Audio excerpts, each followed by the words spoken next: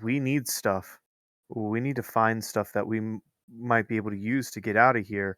What if those doors close? I mean, somebody's got to stay here and be able to tell somebody in case you get stuck.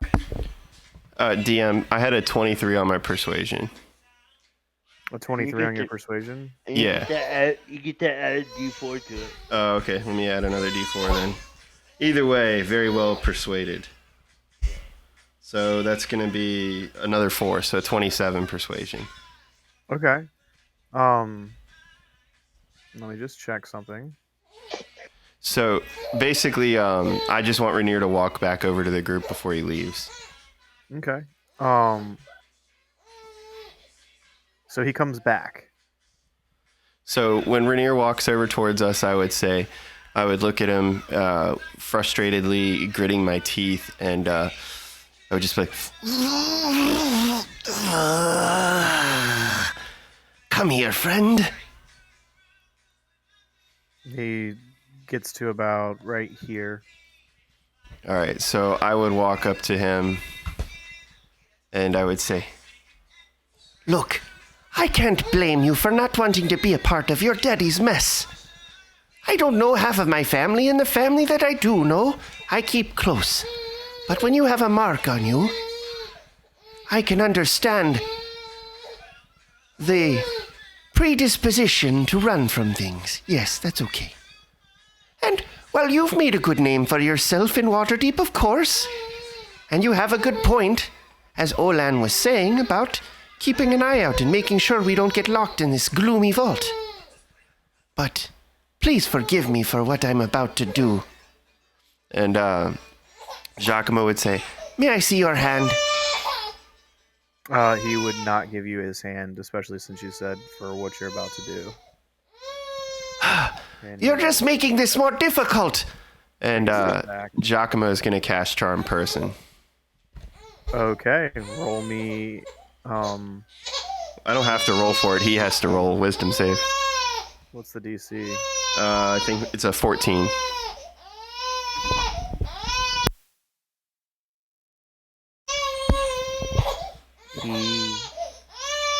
So what do you do exactly to to cast charm? Like, do you blow something in his face?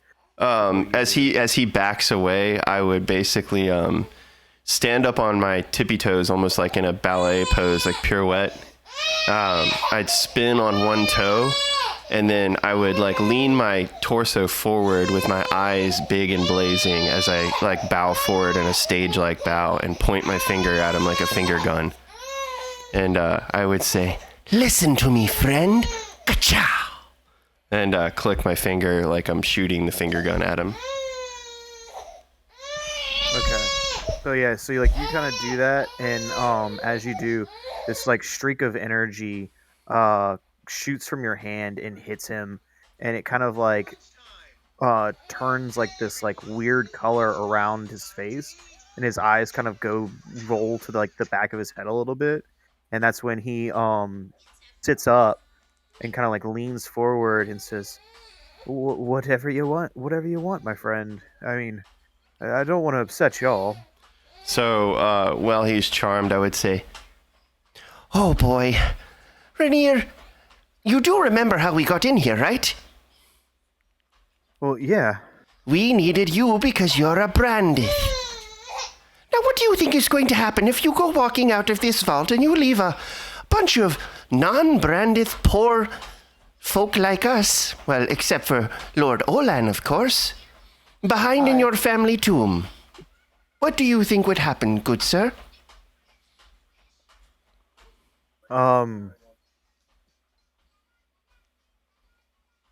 Fair point. Well, I have a solution for that. One that allows you to get home for breakfast. I mean, honestly, what I could do is I could just give you my signet ring. Well, I was thinking, well, it's certainly something like that would be appropriate, but are you, well, here, let me see your hand for one moment. Okay. So as he reaches his hand out... You're kind of breaking up, Ryan. We can barely hear you. Sorry, it's probably because it's catching her and counting her. Other Ryan. Oh, Ryan Armstrong. Ryan Armstrong. Gotcha. Yeah, I have to hold my phone to my everything. Like, can you hear me better now? Yes. Yeah. Okay. I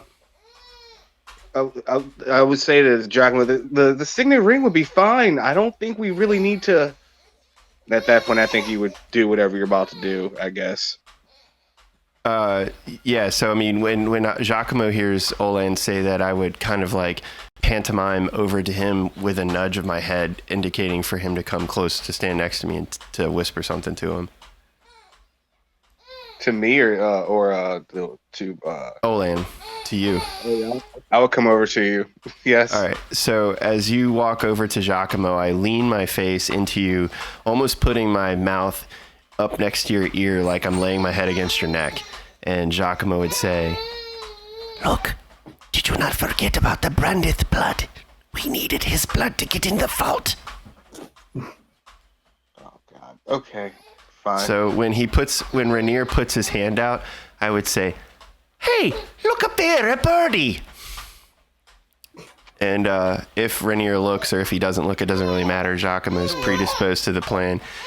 He would take his little penknife dagger off of his waist, and I would prick the center of his palm with the dagger, just enough to make it bleed.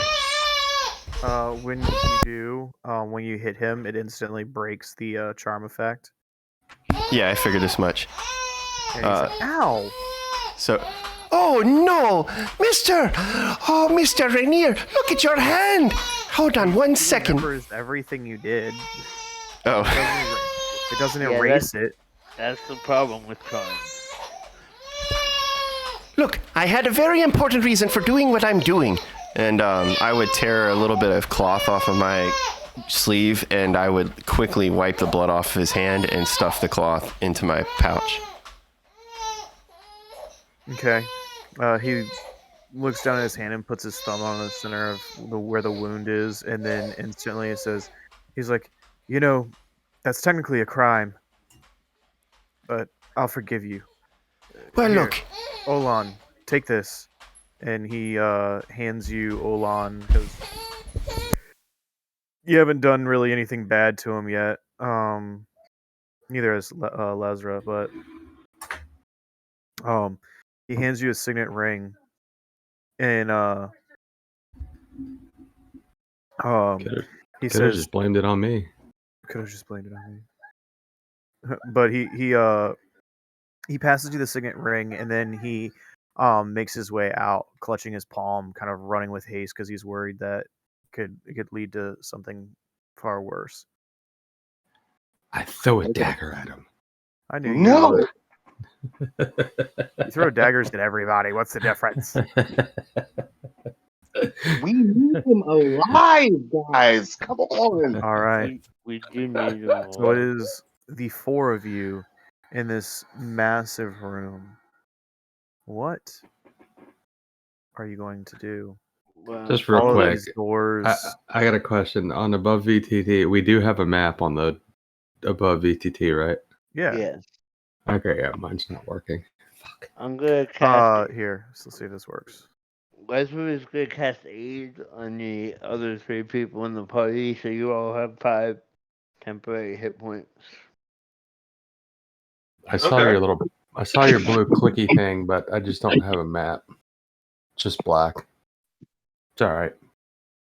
Make do. So it's just blue. Well, I mean black for you. If anything, Yeah. just try and refresh it. I've done it about 1,000 times. If you go to the Twitch website, you can just mute the video. You'll be a couple frames behind, but you'll be able to see the map that way. Yeah, I mean, I'll make do. It's not a big deal.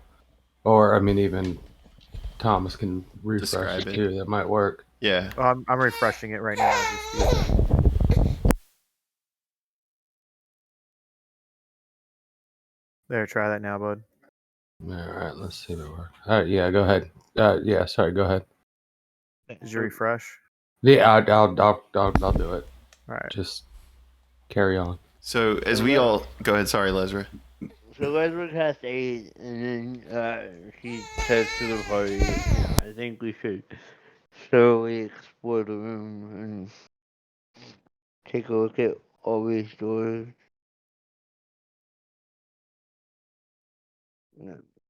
I'm okay with that. There might I'm be with something. So y'all are gonna camp out? Y'all are gonna what? We're gonna We're just explore. gonna explore and try the different doors. All right. So if you guys would please go up to a door. I'm waiting for I'm using my computer right now. And I just got finished defragging. So I'm gonna I'll get go up to a loaded. door. Can you put me to a door, DM? yeah. I'll go up to a door. Are we all going to separate doors, or are we going to Yeah. go in one Yeah, at a we're all time? gonna check different doors. I'm not. Cause there's Misty, 12 doors. Misty, there's Misty, 12, want to go with 12 me or doors. Johnson? Let's go. I can't see anything right now, so Why do we not go together? Why are we all doing separate doors? And there's 12 doors to check. Yeah, but if we all go in it and just clear it real quick, Okay. I mean, Go you can door do by whatever door. you can do whatever you want to do. I'm gonna go with Giacomo. okay then. DM, move me with Giacomo and Misty then, please. Okay. Okay, we'll go door by door. Who has the highest strength? Well, it doesn't matter. You just tell me which door you're going over to, and I'll tell you if there's anything behind it or not. Yeah. Okay. I'll go with the rest of them. All right. So do y'all choose this door right here, Yep. Sure. right in front of you? All right. Sure. You literally walk up to it, and you remember that the last doors that you opened up led to literally a 1 foot in cove that just went up the entire way up to the ceiling. It was nothing there. You guys open up this door and roll me a strength check. All of us? Well, whoever wants to I'm open it. I'm nowhere near it. I'm behind. I'm I'll open it. You said All strength right. check? Mm-hmm. I got a 6. It's okay. You open the door, and as you do, there's a bit of resistance, but you give it one swift tug, and the door just wide open, and you see um, this massive hallway, this 20-foot by 55 feet hallway that continues on in this large stairwell that rises up into the ceiling above, ascending up further. As you all enter, you notice that as you pass to your right, there is a massive open area in front of you. It's like a secondary room that could have led you here. You move in, and you notice that there are what appears to be Dwarvic pictures and depictions along the wall's edge. Almost like large tapestries, and but like instead of it being like made out of cloth, it is this massive mural, like multiple mural depictions. You let me just double check. um the can I turn that down, because this really, give me 1 second, guys. My wife's watching a vampire zombie movie. It's a mix of both, and it's right beside my head. Give me a second. I think we should go up the steps. I think we should too.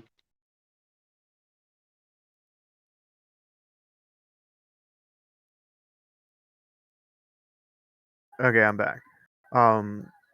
So yeah, let me read off this description to you all. Leslie's gonna go up the stairs. hold. Just let him let him read the Okay. description first. I want to hear about this. Had to lose my page. Give me a second. Jason's gung ho today. Oh yeah, he's like, let's get this shit done. Did somebody say Dungeon of the Mad Mage? Because we're doing this. All right. So at the south end of the chamber, expertly carved, you notice that there are these beautiful 70-foot large stairwells that ascend up. You also notice that the northern wall bears 20-foot square frescoes that show depictions of dwarves battling goblins. Can does anybody want to go check those out, or y'all just want to ignore it and go straight up the steps? Can I check it out? I'll check it out. I am. I vote to ignore it. You vote to ignore it? I'm gonna stand right here and just keep watch. Okay. We'll make an investigation check on those things you just said about. Okay. You're gonna have to get close to them. Do you want to get close? Yeah, move me over there to them. Okay. 1, 2. And I will. So you want to be up close to it? Which one's you? You just moved yourself. Like, do you want to be like Oh, 10, I know I moved myself. Joe. 5, 10, 15, or 20 feet? Put me 5 feet. Put me 5 feet. All right. All right then. I'm gonna keep watch over. Hold on. So as you approach to it, you swear that you see one of the goblins moving in this fresco, this massive mural painting. Yep. And you see as it's moving, it throws a javelin at what appears to be a dwarf that's like swinging this massive mace at another goblin, and the javelin goes into the dwarf's chest. And you see the dwarf like wailing and screaming as like other dwarves are swinging axes, and they're all starting to move right in front of your face. And you see this like massive hill behind them, and it is this big grand mountain, and you recognize it's very similar to that of Mount Waterdeep. And it seems like these dwarves are moving in to this cave, like this cavernous system. And as they are, there's this massive war that's broken out between them and what appears to be these goblinoids. There's bugbears and goblins and hobgoblins just battling the hell out of all of these dwarves. You you look over, and each one of these murals is moving, and just something is going on. Can you please, if you would, roll me a wisdom saving throw? Yes, sir. I can. That sounds good. I got a 16. All right, you are successful. You pass. Yeah. Think. So you felt this overwhelming need, Ryan, to Mhm. just see everything that's going on in this fresco. And then you were starting to get this urge of like, I can't leave this beautiful piece of art. Like, and how dare anyone come past me to hurt this? You almost felt compelled and charmed to stand there for the whole day, okay, and just make sure that nothing harmed that fresco. But because you passed, you are free to move away from it. Am I free to destroy the fresco? You can. There's a problem though. So if you would like to, go ahead and roll me an attack. Why I would you want- do? Why I would you Why, do? why are you attacking the painting? I don't know. Okay. You know, and I'm the troublemaker. 19.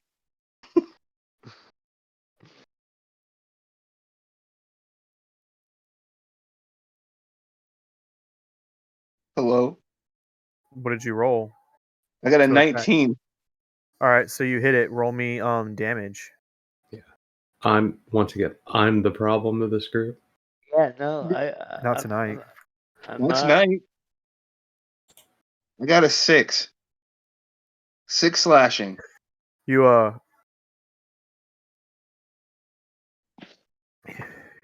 you let out this attack, and you just scratch the surface of this magical portrait, almost seemingly barely leaving a mark on it. Would you stay and continue to try and keep slashing at it and barely No, that leaving a was mark? it. Or Nope, that was it. That's all all I right, wanted to do. Keep on going. so Go. you all head up the stairwell. Yep. As you make your way up, can I get everyone to place themselves in Here. this hallway Oh. right here? Um. Would you like me to go first? Wait.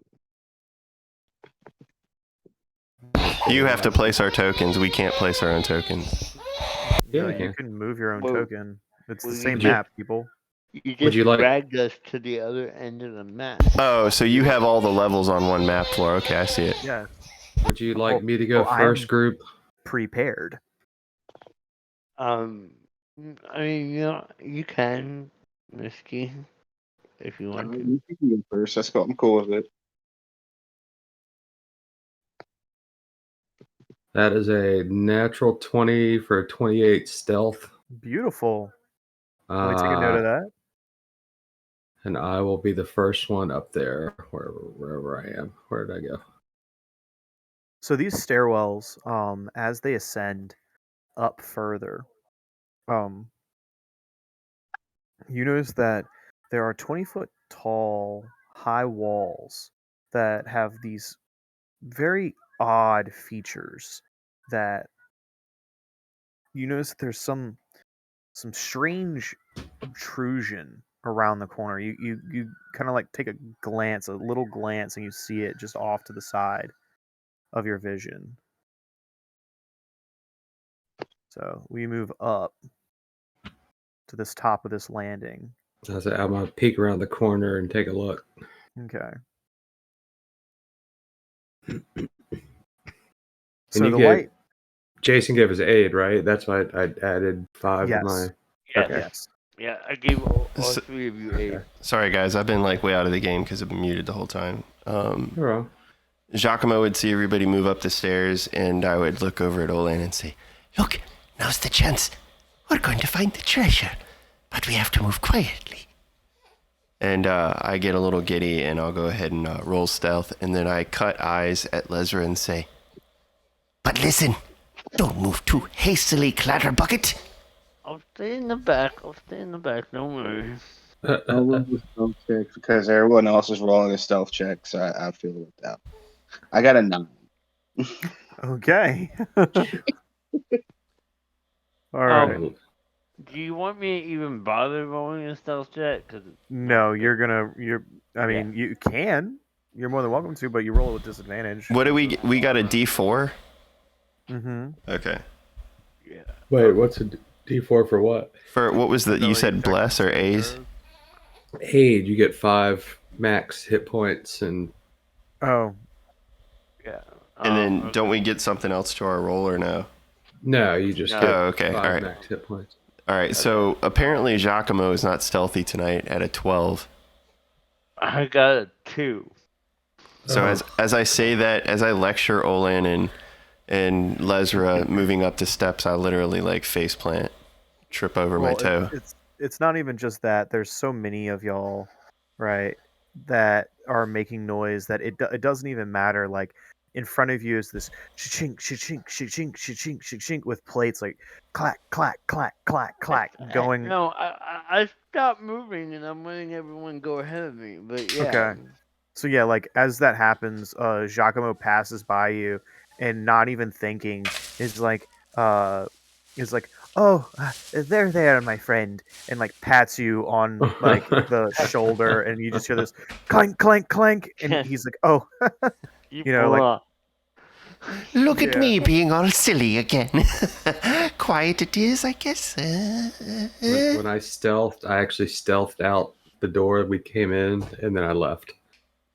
Just And then Olan comes up to you and he's like walks past you. Lesra, Giacomo kind of pats you.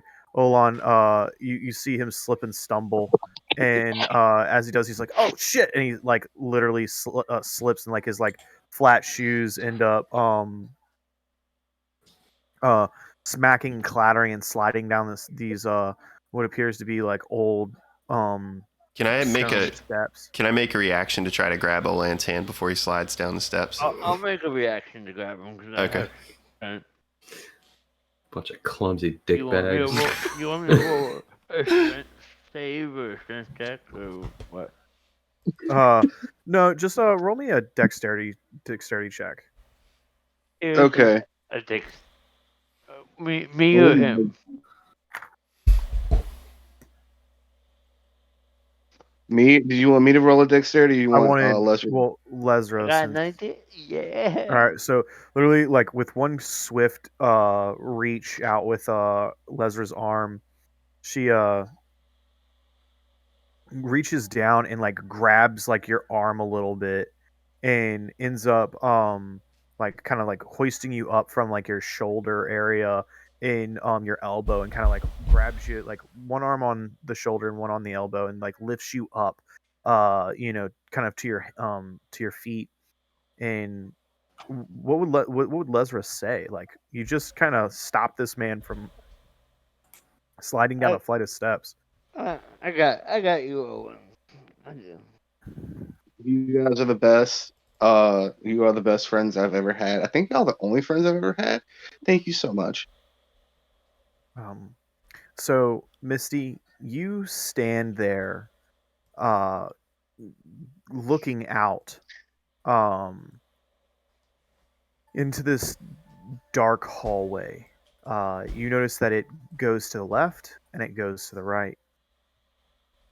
With your stealth and your just agile feet and limber toes, you step up and kind of peer out. Roll me a perception check. All right. You're kind of like pressed up against the edges of this dungeon wall. These massive 20-foot tall ceilings. I've already, I've already perceived that the rest of my group is a bunch of bumbling fools. Just be aware that you are backlit. Light has is kind of pouring over your shoulder. I would So I would say I'm kind of like crawling, maybe. Like kind of like okay. but 13. All right. So as you look to your left and you look to your right, Mm-hmm. 5, 10, 15, 20, 25, 30, 35, 40, 45. Perfect. You see down to here. Oh no, more crypts. Can anyone else see the screen? I Here, hopefully this will help. If you can't see, then you might want to bring up Twitch and just watch what's going on in Twitch. You'll just be like 5 seconds behind us on what's going on motion wise. Yeah, I can see you okay. Can you see it better? Is it good now?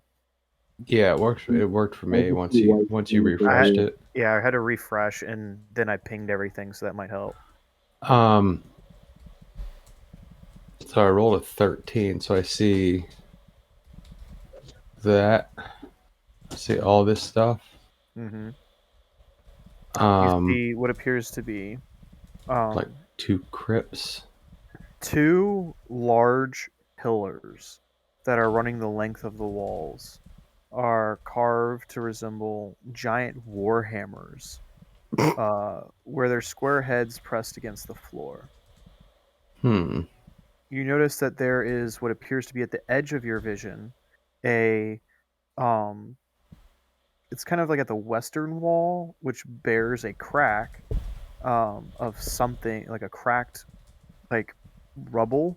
It appears like maybe another mosaic or a depiction of something that is along the western wall down at the base down here. Mm-hmm. And you notice that there's just rubble kind of scattered across the floor of like something that very similarly resembled that of what Olan was stuck in front of looking at. Okay. I will. You also notice Uh-oh. what appears to be two large 20-foot tall archways. One here, over here, Mm-hmm. okay? And you notice that there's another one that's starting to form up right over here. All right. I will send a message to Giacomo and tell them it's so far clear that they can come up. And then I will.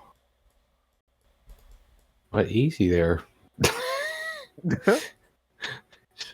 Leroy Jenkins. Yeah, no shit. I was going to stand by this archway here and Okay. then like try and peer around. Give me a second. 5, 10, 15, 20. I mean, and I send Giacomo another message and I go, well, easy. I didn't mean come all the way in. Well, look, you could say a whole lot more with those message spells, of course, you know. And besides, after slipping and face planting in the hallway and a near debacle with Mr. Olan, we're just excited to be on flat ground again, okay? I am too. I completely agree with Giacomo. I'm sorry. And yeah, sorry for it's my bad. Misty, you're seeing a third pillar and a third archway. Okay. So you get here in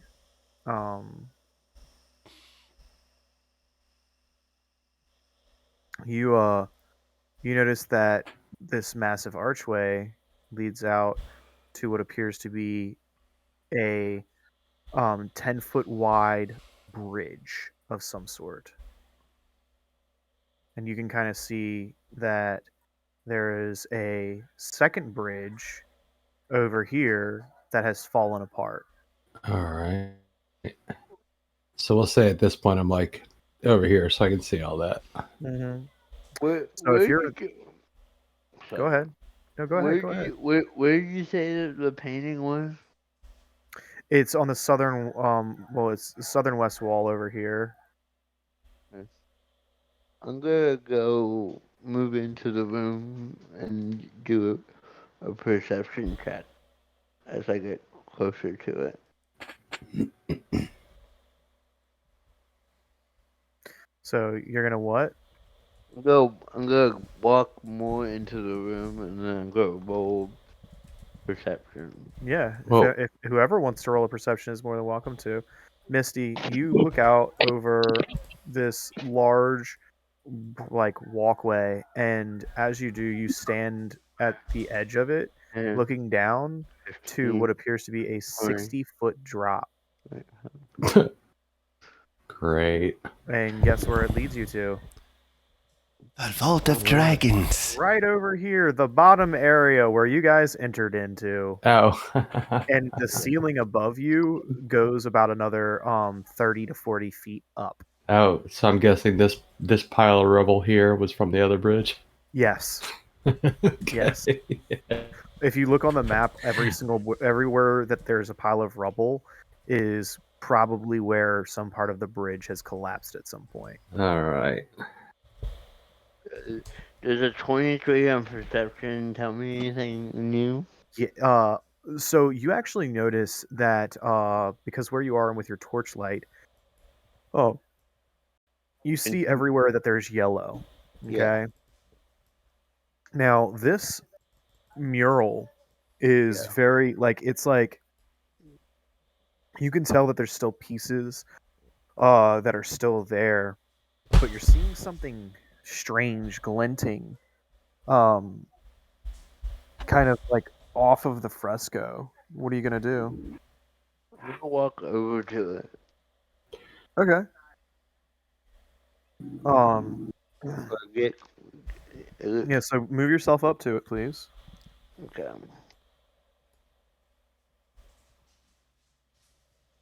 That's what. Uh-oh. Is that what it is?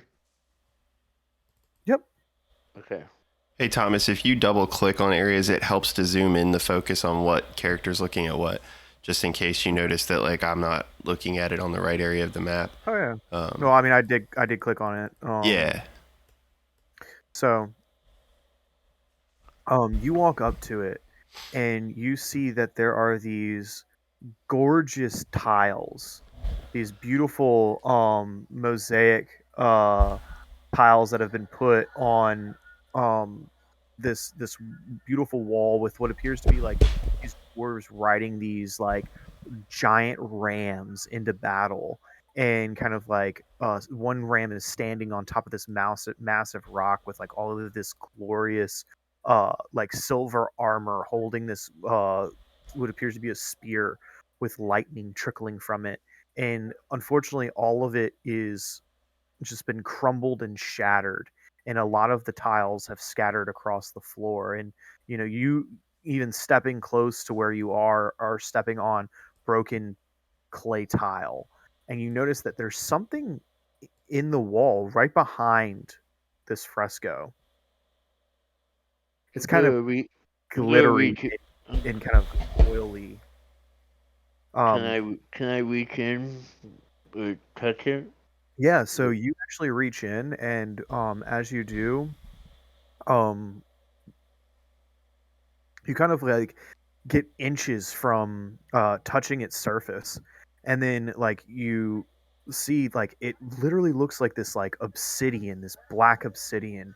And that's when you touch it, and the moment that your finger touches it, Yep. it's not hot, it's not cold, but it stings. Mm-hmm. And as it stings, uh you notice that it starts to move, and then instantly these pseudopod arms shoot out from this crack as Son you of a are bitch. swallowed and consumed by a Oh massive no! black pudding.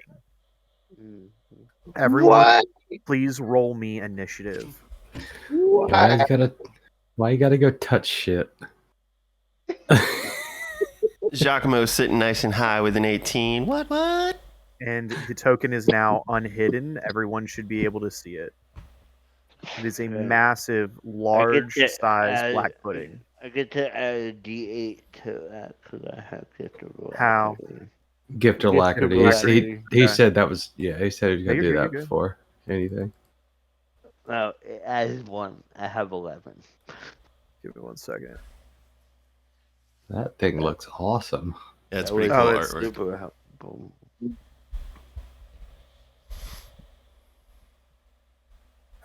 All right. Let me check the combat tracker. I win. I'm not in there, but I rolled an 18. I don't know why it's showing up in the chat history, but not in. I guess because I didn't roll it from the website. Yeah. I can't. The only reason I can't do it on the webpage is because I'm using my screen to show the VTT for the Discord. So I mean for the Ninja or whatever. So it would cover everything up. But I think if you right click me, you can add me and Olan in. Yeah. I'm trying to find its daggone initiative modifier. It's a 0. The monsters, you just go off their Dex mod, I think. No, I know. It's just like I was looking at above VTT because like I was wondering if you actually had like the ability to click it, but you don't, unfortunately. So Oh, it's no big deal. well, no. So to speak to that, they patched that into all the character builds. If you right click and just say add to combat tracker on any of the monsters, it auto rolls based on their D&D stats. Interesting. So let Yeah. me go ahead and try this out. I'd say it's a 0 modifier. Yeah, I don't know if they're that dexterous. And then for me and Olan, since we're not in the combat tracker, just right click us and say add to combat There tracker. we go. And then you can change our initiative. So you and Olan. Yeah, I had an 18. I don't know what Olan hit. I think he said fairly high number. Where is he? Yeah, 15. 15, you Yeah. said? Yes, sir. Awesome. And Giacomo got a what? 18. So where it says 0, yeah, next to our names, you can change the number manually. Yeah, he's working on it. Yeah, my refresh is effed up, so I'm seeing stuff delayed for some reason.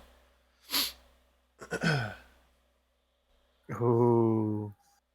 Did you beat me? You're lucky So- it has a -3 to Dex. What? What I It's a said. big gooey object, so it makes sense it wouldn't have much. Not really.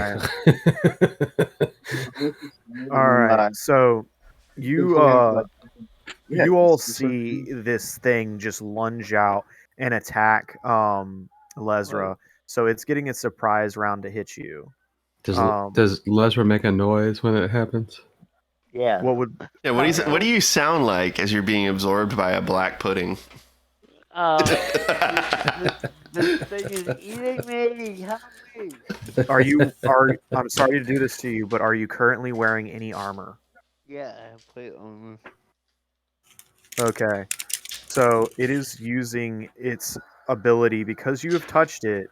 All right, know. it's attacking you. I know what its abilities are. It can convert the armor. Yep, corrosive form. So it's going to deal you 1d8 points of corrosive damage. It deals you 1 point of acid damage, and like let's say like whatever glove you're wearing or whatever, it just melts a little bit. So So it how doesn't much- say anything about armor. It just says How only much about damage weapons. is that total? Just 1 point of damage just for touching it. Okay. And that's kind of like defending itself. And then now it's going to be Misty's turn. Misty, you get to go. Then Giacomo, you're up next. Please think about what you want to do. All right, I hear Lesra scream, so I'll move here. Mhm. 'Cause that's 30 feet.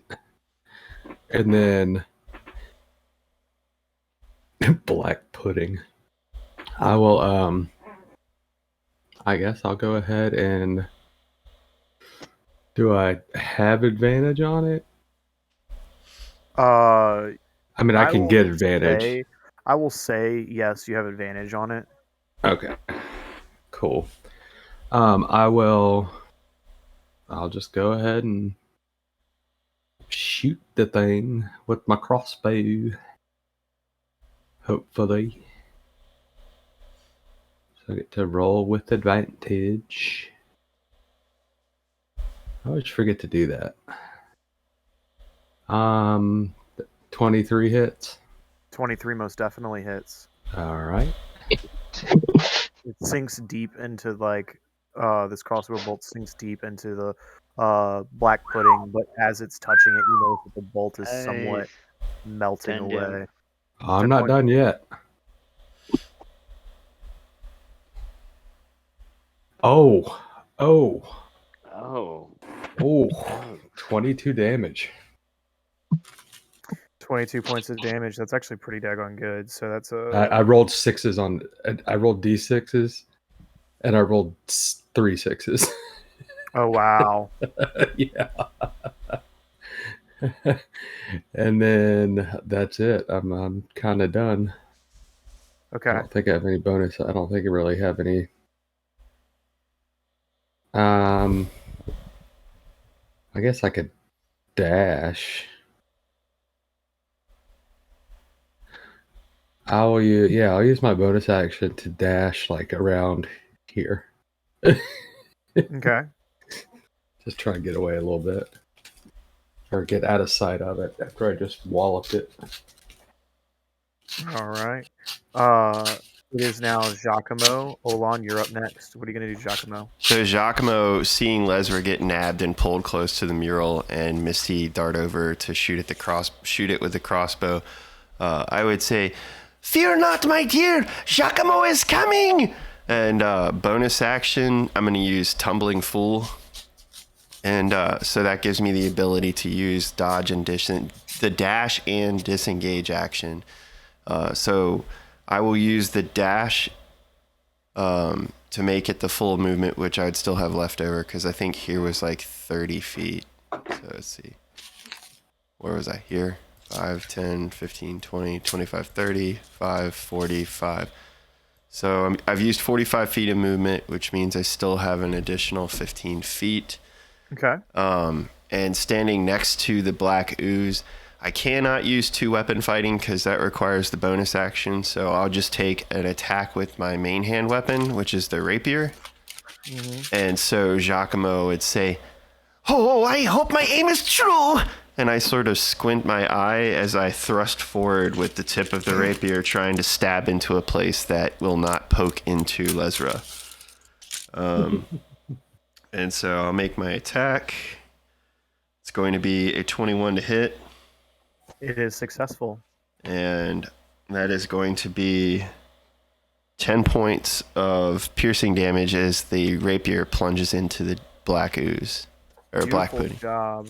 I do have a problem. What's up? With what you're doing though. What's up? Okay, you plunge the rapier Oh, I know. into this black pudding, and when you pull the rapier out, it has melted That's the fine. tip of it, and it's slowly starting to bend a little bit. The weapon suffers a -1 penalty. Okay, I'll adjust that weapon. Just remind me going forward.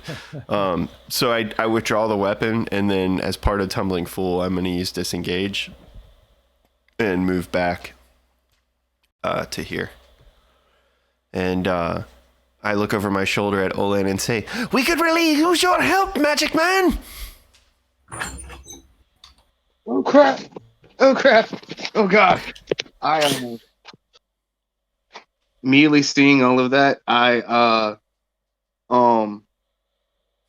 Can I roll a history check about this creature? Or arcane check? Yeah. Okay. I will roll Arcana first. It's gonna be a 23, sir. So you would know that these puddings of nature are odd concoctions and creations of mad wizards of old, and that to kill one is far more difficult than anyone could ever expect. You know that when you would go to kill one, that once they hit a certain point, they multiply. It's like cutting gelatin in half. You Okay. kill it, "Not cool." splits. You kill it again, it splits again. You're looking at the size of this creature, and you're looking it up and down, and you're knowing that this is considered an adult version of a black pudding. It needs to get a lot smaller until you can actually successfully kill it. Saying that, what do you do knowing what you know now?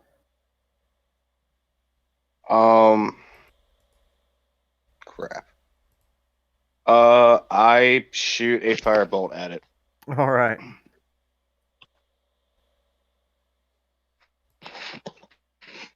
All right. Does a what is this? This is plus 6. Does a 17 hit? 17 most definitely hits. Nice. We're gonna do 4 points of damage. 4 points.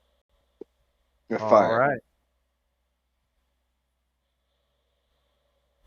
And then I'm going to move myself up to Giacomo. Where am I at? Yeah, I see where I'm at.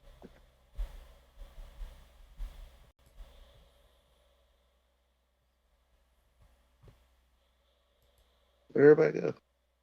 Right here. We're over here. Yeah, I got you. I see you. I'm moving myself up to Giacomo. And then I'm going to cast No, I'm good. I end my turn after that. So you moved to just there, and that's it. It's the Well, black no, I was 30. going to move myself. So it's 10, 15, 20, 25. I can get to right here. Get to right here.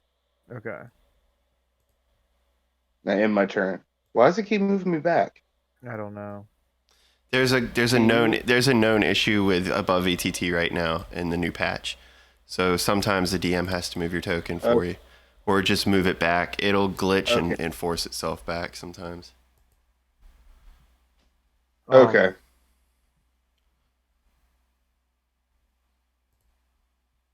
So the pseudopods are the pudding is gonna move, and as it does, it's going to move over here, and it kind of amorphously kind of like sludges and sticks to the wall. You see a pseudopod hit the wall and then hit the ceiling, and it kind of picks itself and it moves itself like kind of like sludgy like mixture of black ink and ooze kind of creeps up the wall, sludging around. Almost like a venom symbiote. Yep, just like a venom symbiote, like completely goes around Lesra, and as it does, it's going to make another attack. Well, it's going to make a attack. Its first hit is coming at you, Giacomo. Let's see. Does a 21 hit you? Oh yeah. Okay. For 8 points of acid damage, this massive pseudopod reaches out. It's sorry, that was forgive me. That was come on. That was 8 points of bludgeoning damage. Forgive Okay. me. And then Against the 5 temp HP that we have. mhm. Okay. Yeah, it's not temp. It's max HP. Oh shit. Okay. Hell yeah. So it hits you for 8 bludgeoning. It feels like you're being hit by like a rock, but then it sets in. The acid slowly starts to seep into your armor and slowly starts to touch your chest and corrode into your flesh. You smell this sizzling as your skin slowly starts to burn like you've poured bleach on your body and let it sit for an hour. And you take 17 points of acid damage, and your armor suffers a -1 penalty. So is 18 bludgeoning, 17 acid? Oh It's God. 8 bludgeoning, 17 acid. Okay. Oh no. Yeah, I'm yeah. Okay, cool beans. Woo. as I feel the pseudopod slap me across the fucking face and then chest punch me and melt all my clothes off, I scream a little. Ouch. It sludges itself around, and once it does, it's going to actually make its way up to the ceiling and hang there. So it's released Lesra? It has completely let go. Okay. Yes. It never really had a grip on her. It just more so like reached Formed out around and her. yeah, Okay. and kind of latched on, dealing corrosive acid damage. And now that like it's being hit from multiple sources, it wants to share the love. Damn, that's brutal as shit. I have a question Ouch. for you, Ryan. What Yeah. armor are you wearing? I was wearing leather armor, so now I'm wearing What? literally nothing. What? So it goes to what? Was it an 11? Hold on. My new AC? What armor like benefit does it Yeah, give you? leather's Like like 11 or something or like that. 12? So if I'm not wearing leather, my AC drops to a 13. That's not what I'm asking. What does your leather provide? Is it A like +1. So I mean, it was a 4. +1? Yeah. So it drops to a 0. So I'm at 13 natural The AC. armor, you no longer have leather armor. Please remove it from your character sheet. Oh shit. Yeah, it's been deleted. Oh So no. so you know, in addition, non-magical armor worn by the target is partially dissolved and takes a permanent penalty accumulating of a -1 every time. Once the AC of the armor drops to 0, the armor is destroyed. It's pretty fucked up, I'm DM. I'm I getting didn't the throw this. fuck No, I know. out I'm of just here. I'm just saying.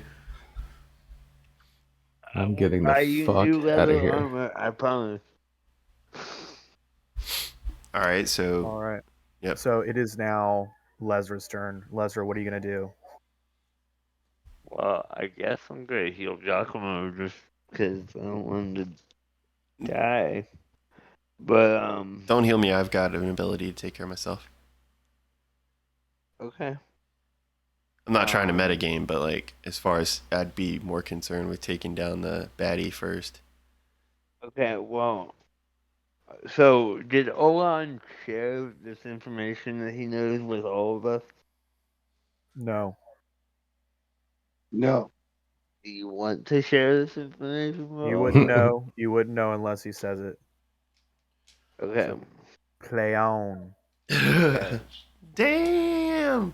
So I'm going, since I'm gonna cast Guiding Bolt at it, I guess, at level 1, not level 2. Okay. So plus 7, does a 17 hit? A 17 does. Most certainly. And then 46. 11 damage. 11 points of damage. Nicely done. And then for my bonus action, I'm gonna conjure my spiritual weapon. Okay. And I'll just drag him out. And I'll attack again with it. Okay. I'll put the token in.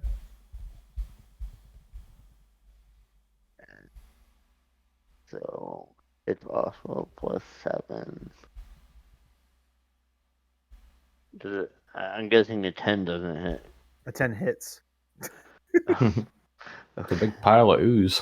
Mhm. Okay, and then 13 damage. With a 13 minus points 3 of damage. dex. So when you swing and you hit this massive pudding, okay, with a spiritual weapon, it's like holy fire erupts out of this blade,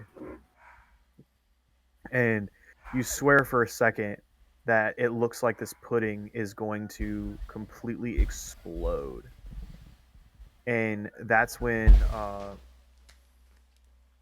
you see it start to convulse, and it has this weird sheen to it, and the flames on it kind of like it almost looks like it gets set on fire for a moment. And when it convulses, it immediately erupts and explodes and slices in half.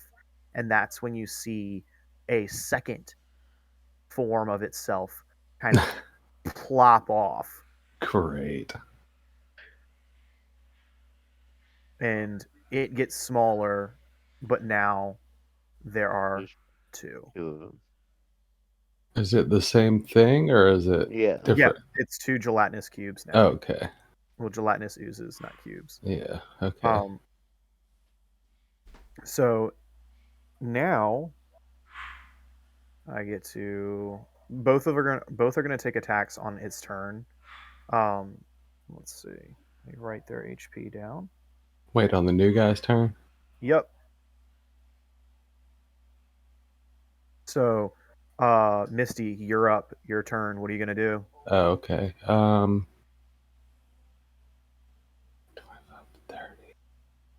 I'm gonna run down. Let's see. Shit, where was I? I think I was like here would be 30 feet. Mm-hmm. I'll attack the new one. Okay. Do I have advantage? Yes. Okay. If not, I can always get myself advantage. I just ask because that would be extra shit. Mm-hmm. Okay. I'll hit it with my crossbow again. Hope I do just as well. No, not at all. Well, 19. And I'm going to hit the new one. Okay, you succeed. How much damage do you deal? Let's see. Hold on.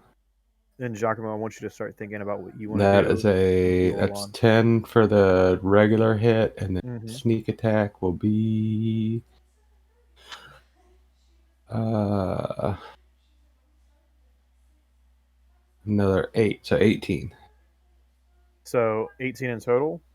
Yep. Dang. I'm built for one thing. Well, two things. And then I will use my bonus action to... Can you shoot again? No, but I can dash, and I'm going to dash up 10, 15, 20. I'm going to dash down here. I can't really see what's down there. But I still have 10 more feet of movement. I don't know if you want to open it up or it doesn't matter. I just want to get away from these things. Okay. How much further can you go? I got another 10 feet. I can either go to the right or I don't know what's down. There you go. I will. Actually, I'll scooch over here behind this thing. Okay. So again, it looks like a giant like Thor's hammer. You know what I'm Yeah. saying? Like the base is at the bottom and the pillar goes up to the top. And I'm not gonna necessarily try to hide, but I'm gonna kind of like crouch down a little bit. Mhm.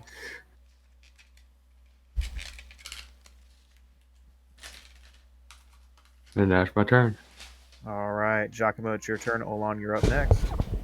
So, Giacomo is since I already have Tumbling Fool going. Well, no, I have to declare that each time. Shit. Is he within threat range? Like, if I move away, he gets attack of opportunity. The pseudopod or the Yes. okay. If you move away without, like, you could use your tumble ability to. I'd be fine. Yep. All right, so that's what I'm gonna do then. Bonus action, Tumbling Fool. Giacomo is gonna breathe heavily,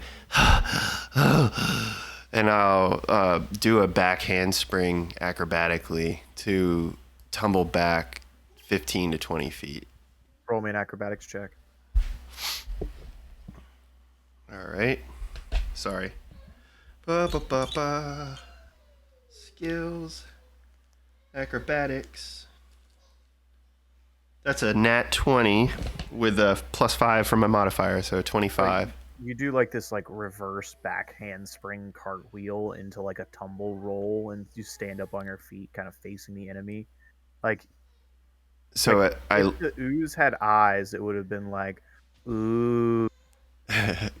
I'm crouched in like that 3-point hero pose, like sort of hand across my chest where my flesh has been partially burned as the acid burned away my armor. And I look at my teammates further down the corridor and I say, I'm sorry for the hasty retreat. And I will use the spell Cure Wounds. I take the flute out of my pouch and play like a little tune, and the notes come out of the end of the flute like a magical energy, swirl around me from foot to head, and you see my skin glow a faint purplish color over the gray skin tone of my natural skin. And let's see how much I heal for. Probably not a whole lot. Cure Wounds at a second level is 2d8 plus 4, so I'm going to get 13 points of health. That's not bad. Yeah. All right, so I'm back up to 23, and my turn. All right. Olan, it's your turn. What are you gonna do? I'm gonna move 10 feet back. Okay. And I'm going to shoot the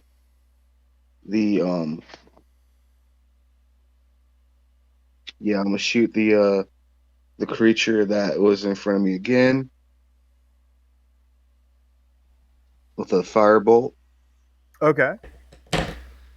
So the big white one, Well, the big circular Yeah. white one in front of you. I got you. All right, roll me an attack check. Roll me damage. Okay. That's going to be 14 to hit. Hits. And that's going to be for 7 points of fire damage. Okay. All right. So you you shoot this firebolt into it, and it hits the surface, and you see the flames ride up, and the bits of black char kind of like pull away, and it falls to the ground, but then it kind of like sucks right back into itself. Is there anything else that you're gonna do? No, that's it for right now. Okay. So these two puddings have fallen back on the floor. This one, the white one, is going to move forward, and it's going to move on the wall. It's going to walk, like, kind of sludge itself onto the wall and start moving along the wall. 5, 10, 15. It's now right in front of you, um, Olan, and this other black pudding is going to move towards Lesra. So now, I'm going to attack both of you with pseudopods attacks. The first one is coming at you, um, Olan, and the second one is coming at you, Les. So the Okay. first one was a 9, and then the second one was a critical fail on Lesra for a 6 to hit. Yeah, that doesn't hit. That missed me. Okay. They are going to then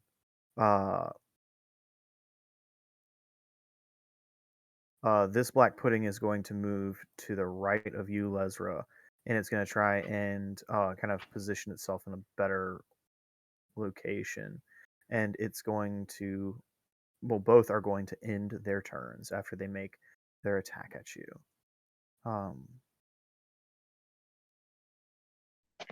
And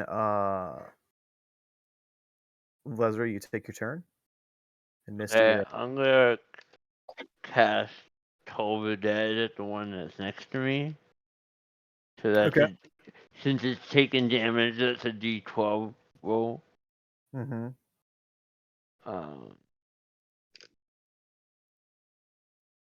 Where is it? There's a D12.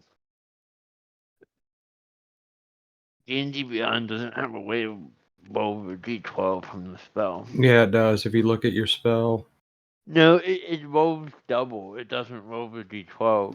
no, it does. If you look at the spell description, you go down and you hit, it'll do it. But doesn't matter. Anyway, I hit it for 5. Okay. And then my spiritual weapon is still out. So as my bonus action, I'm gonna attack it again. With spiritual weapon. Okay. Because I think it's within the 20-foot range. Yep. So the first hit that you hit it with dealt how much damage again? It was like 5. okay. What was the wisdom save? Oh, sorry. It's a DC 15. Yeah, DC Wisdom 15. Oh yeah, I'd have to roll really good for this to work out. Do not foresee that happening. Critical 20, so a 17. Wow. Okay. No, 16. that Yeah. My DC is 15. Yep. So you take no damage on that. Yep. So then I'm gonna attack with my bonus action. I'm gonna use the spiritual weapon that's out, and roll that. Give me a second to roll. Of course, it's the last spell on my spell sheet. So I will let you know that 24. when you hit it, like, were you hitting it with a melee weapon at all? No, I never Okay. touched it again. Okay. So Intentionally. you rolled a I rolled 16. with 24, Oh, that totally hits. Basically, guys, and anything that then is I above a rolled 10 with is gonna hit. 10. 10 per damage. Okay. So when you kill this thing, okay, give me a second. It instantly quivers and shakes, and the knife, like this big weapon, uh, instantly severs this giant gelatinous cube in half. And as it does, it separates into two more. God dang it. You wanted to hit things, right? Oh, I'll hit them all day long. I'm just staying away from this thing. And no, don't Can I worry, that's still not take... its actual HP. I ended my turn, yeah. Okay. All right. So it is now Misty's turn. Giacomo, you're up next after Misty. I will 5. Let's see. Hold on. Mental 5, loop. 10 over here. Mm-hmm. And shoot it again. It's a one-trick pony. Hey, That's what I do. you've been rolling good rolls on your crossbow tonight. So. Yeah. So that's a nat 20. Nice. Sorry. Like crit. And I'm gonna hit the. I'll go ahead and hit the. I didn't say which one. Which. Well, I guess they're both new, right? They're both new. Okay, yeah. So it doesn't. I'll hit the one closest to me. So it's 8 for that on a Okay. crit. That was garbage. And then crit for this. That's another 17. So that's Wow. 25 damage. So you shoot this bolt off and it slams into this pudding with so much force that a spray of black ooze and ichor streaks across the floor, just completely dismembering any existence that it could have to pull a new form from itself and to keep the spawn, like, the trickle down Mm-hmm. of it continuing to get smaller. You just blow it out of the water and kill it outright with one single hit. Good And job. I will move. I'm gonna hide. I had another 20 feet. I'm gonna move over here. Okay. Giacomo, it's your turn. What are you going to do? So Giacomo is still squaring off with this black pudding that's next to Olan, right? Mm-hmm. Giacomo will move over to the corner here. So that's 15 feet of movement, or 20 if you do the diagonal or whatever. And I will look at the black ooze and I will point my finger and vicious mockery. And 18 stealth check to hide. So it needs to roll a wisdom save, 14 or better. Great. The best roll it has. So a 12 minus 3 is a 9. Fails. And it takes You insult the pudding to 2 death. points of psychic damage as I look at the pudding and say, Fear not, Olan. It's nothing more than poo slick under your shoe. And as you say this, it kind of like, blobbedly kind of rolls itself around and like it, thinks back to when it accidentally kind of rolled into that, you know, it also has disadvantage on its next attack roll.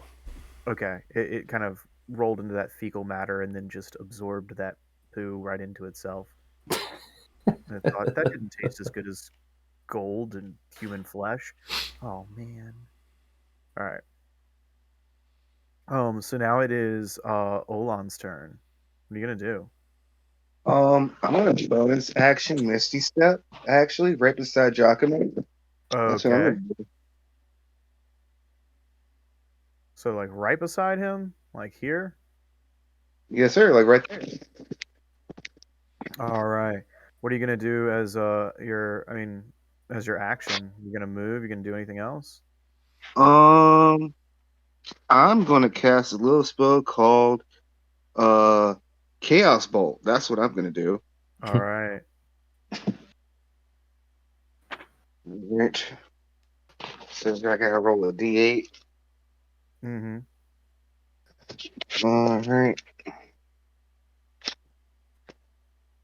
So that's gonna be force damage, and I gotta see if this hits him first. I guess. Let me see here. Let's check.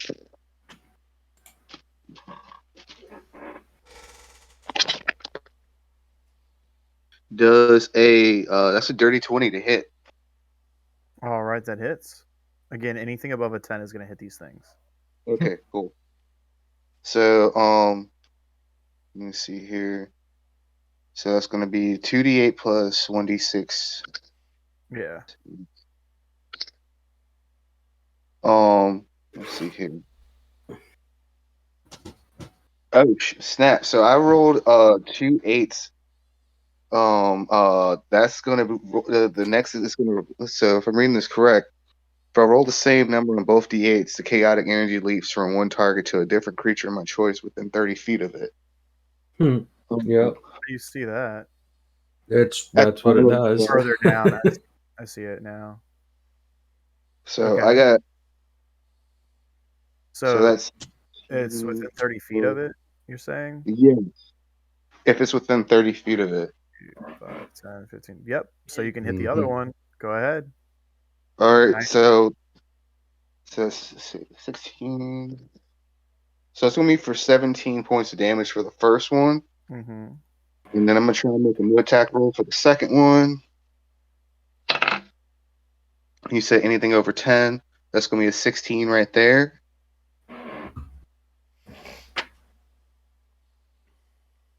That Um, hits. so that's gonna be for 8 points of force damage. And my All turn. right. So you slam into you hurl this chaotic bolt of force energy, and it's kind of flittering and flicking, and once in a while it'll appear in reality, and then it'll like just appear like a few feet away, but in like a different location, and but still it stays within this like little zone of movement, and it just slams into this black pudding. You see its body convulse, and it looks like it's like about to die as this force energy splashes into it, scattering black ooze and ichor across the wall. And it the positioning of its form re malforms itself. More ooze slowly starts to fill in the zone that's been hit, and the bolt ricochets off of this black ooze and down the hall, and instantly almost like a string of electricity convulses into this other black ooze, which also like kind of like it almost looks like it inked itself, like black ink spreads across the floor and kind of adheres to the marble and stone flooring. I have a question, DM. Yep. What is the age group of people that is on our Twitch channel? I don't know. Adults. The Okay, well, the Twitch is automatically for mature audiences for this our streams. so would it be safe to say that I made this thing shit itself? Yes, you basically Okay, yeah, made it cool. shit itself. Yeah, it basically inked itself. So it it again after it reforms itself, is there anything else that you want to do? No, that's it. All right, so it turns and faces the two of you, and it is now going to start Oh, moving. thanks, Limey, for the obligatory fart sound. So it moves towards you guys, and I'm going to randomly roll.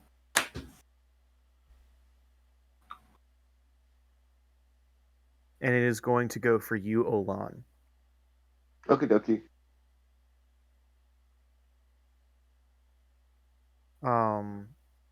It's going to make its attack.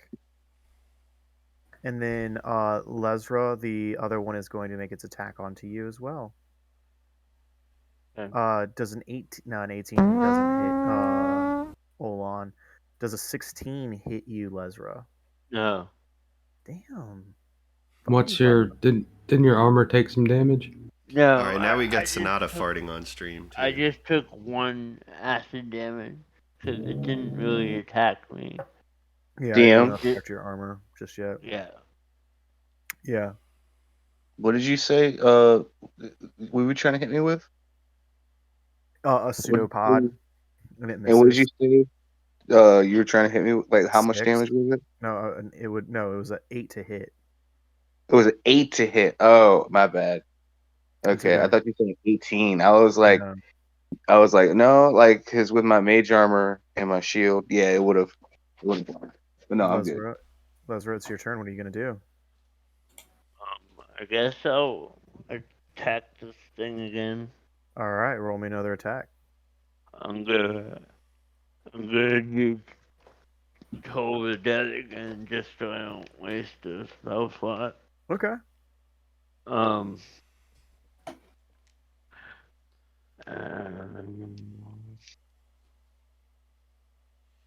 that's not what I want to do.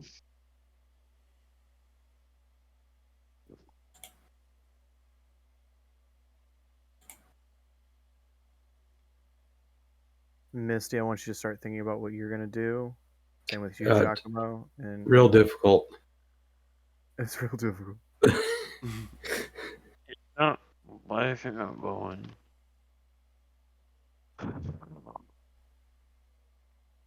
Okay, Take a guess. I'm going to take my bonus action because that will.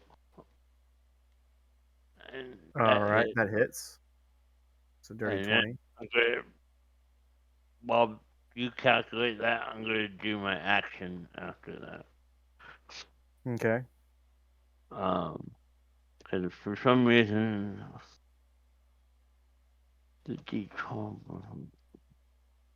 So the spiritual weapon comes down and slams into the black pudding, and as it does, the physical form that it was holding completely turns to just liquid on the ground. It just scatters across the floor, and you see it sizzling. All these little specks of black ooze sizzle and burn into the floor and slowly start to seep into the ground as all of the black oozes that you have been fighting are gone. There's Hey, one that remains. what? There's still one left, right? Yep, there's only one that's left remaining. The one right over here. Can I hit it with 60 feet? Range? Most definitely. Yeah, you can hit it within 60 feet.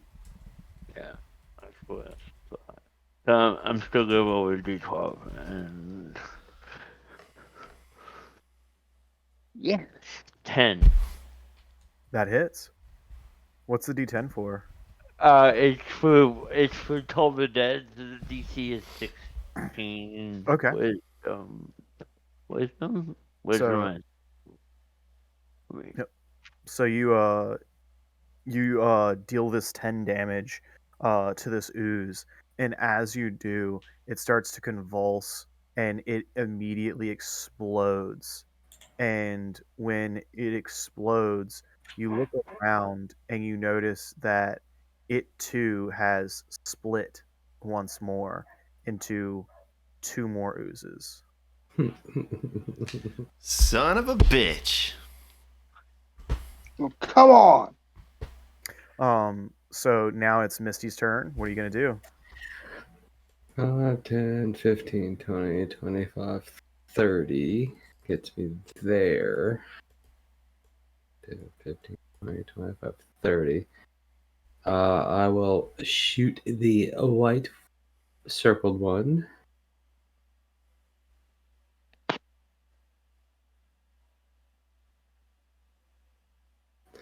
Natural 20.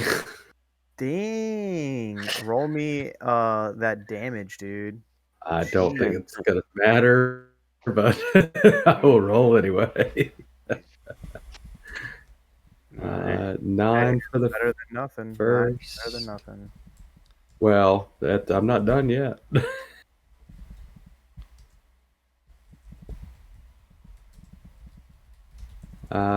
9 plus 10, so 19. Ooh. So you hit it, and as you hit it, instantly it splatters across the stone, and it too is turned into just spitterings of this black ooze that sizzle against this granite and marble slated hallway. Um, Only one remains. Giacomo, Shit, I Olan, can't move. Sorry. it is your turn. What are you gonna do, man? So Giacomo's standing next to this ooze.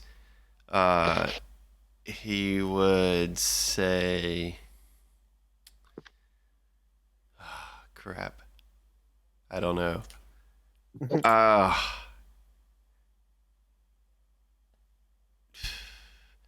I really don't know what I'm going to do, honestly. I'll bonus action Tumbling Fool so I can get away from him.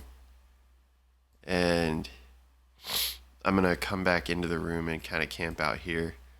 And I'll go ahead and cast Cure Wounds again on myself. Okay. Olan, it's your turn. What are you gonna do? Um, I am going to. Fuck. Um, fuck it. I'm going to. I'll Misty Step one more time. Okay. I got 10 points of HP back. Nice. It gets right here. And I'm going to Chaos Bolt it one more time. Yeah.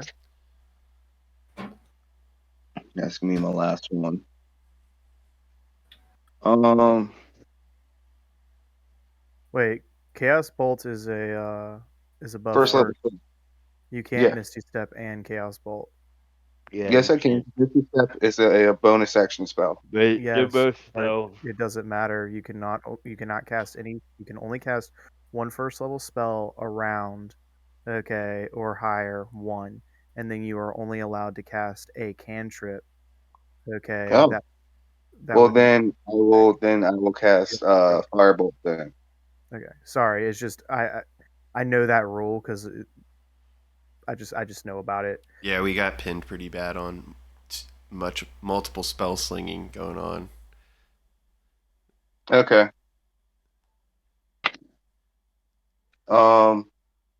That's gonna be a 14 to hit. I know anything over 10 hits, so That does hit. let's see here. It's gonna be 10 points of fire damage.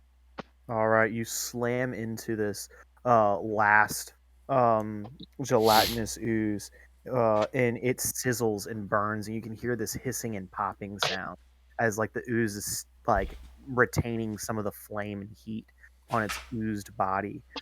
It is going to then take its turn and move towards you. 5, 10, 15, 20. It moves right up to you.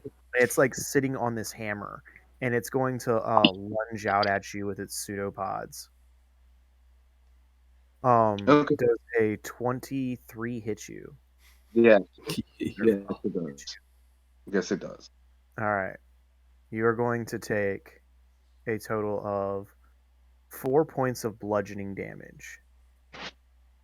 And then you are going to take 22 points of acid damage as it lunges out and like adheres to your body and chest. Your suit is ruined. Oh no. Your shoes How are dare ruined. you? There's How holes dare you? and sizzling. It's on your flesh and it burns immensely. Are you wearing any armor? No. Okay, if you were, it would be destroyed. It Did then you destroy did you destroy my signet ring? That's what I cared the most about right now. no, Wait, he too. Okay. but you Now, notice that a part of your signet ring has melted away a little bit. oh hell no. Hell no. It's like Now he's right around mad. where, yeah, The it's like right around clothing where like the ring rubs against your finger, and it feels looser. Um, and it is now Lesra's turn. Lesra, what are you gonna do?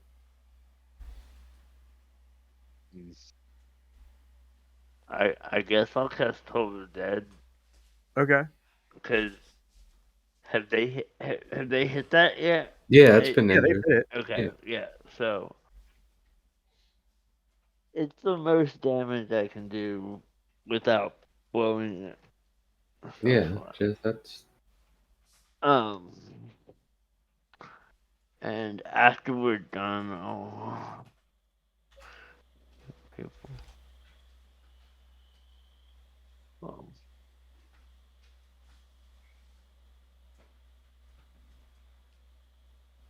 that was helpful. 3. For 3 points of damage. Uh-huh. So you throw this bolt at it, and it slams into it, uh, just spattering, this like kind of like almost like holy light into it, and you see this like little ball of energy, this white light kind of emit from the center, and you hear this dong as it shakes, and you start to see it kind of rolling and convulsing, and then everywhere, the ceiling, the walls, the floor, the hammer that it's like adhered to, instantly it explodes all of this black ichor all yeah. throughout the entire hallway, covering Olan. Olan, you're going to take give me a second. 2 points, 2 more points of acid damage. Um, and the acid slowly starts to seep into the tiles and into the granite and into the marble and into the floor and just down into the ground, and slowly the oozes are no more. We're out of combat now. You are completely out of combat. Good job, Owen, everybody. So what are oh your Jacques, what are your screaming hit in what are pain. your what are your hit points at? I'm at 7. Okay, I'm gonna cast Counter Divinity. so Giacomo would look at Ezra and say, Wait, dearie. Before you go doing that, I think it's best if we take a little rest here and figure out our next move. and I reach down into my scabbard and I pull out a half-eaten, acid-dissolved rapier that's basically all but useless. And I say, I only have one more of these, and a dagger, and a blowgun, and that's not gonna hurt things like that. And well, that whole thing back there has me really spooked. I couldn't even help out with my spells. I'll take the rapier. I'm still gonna cast Counter Divinity before we take a short rest.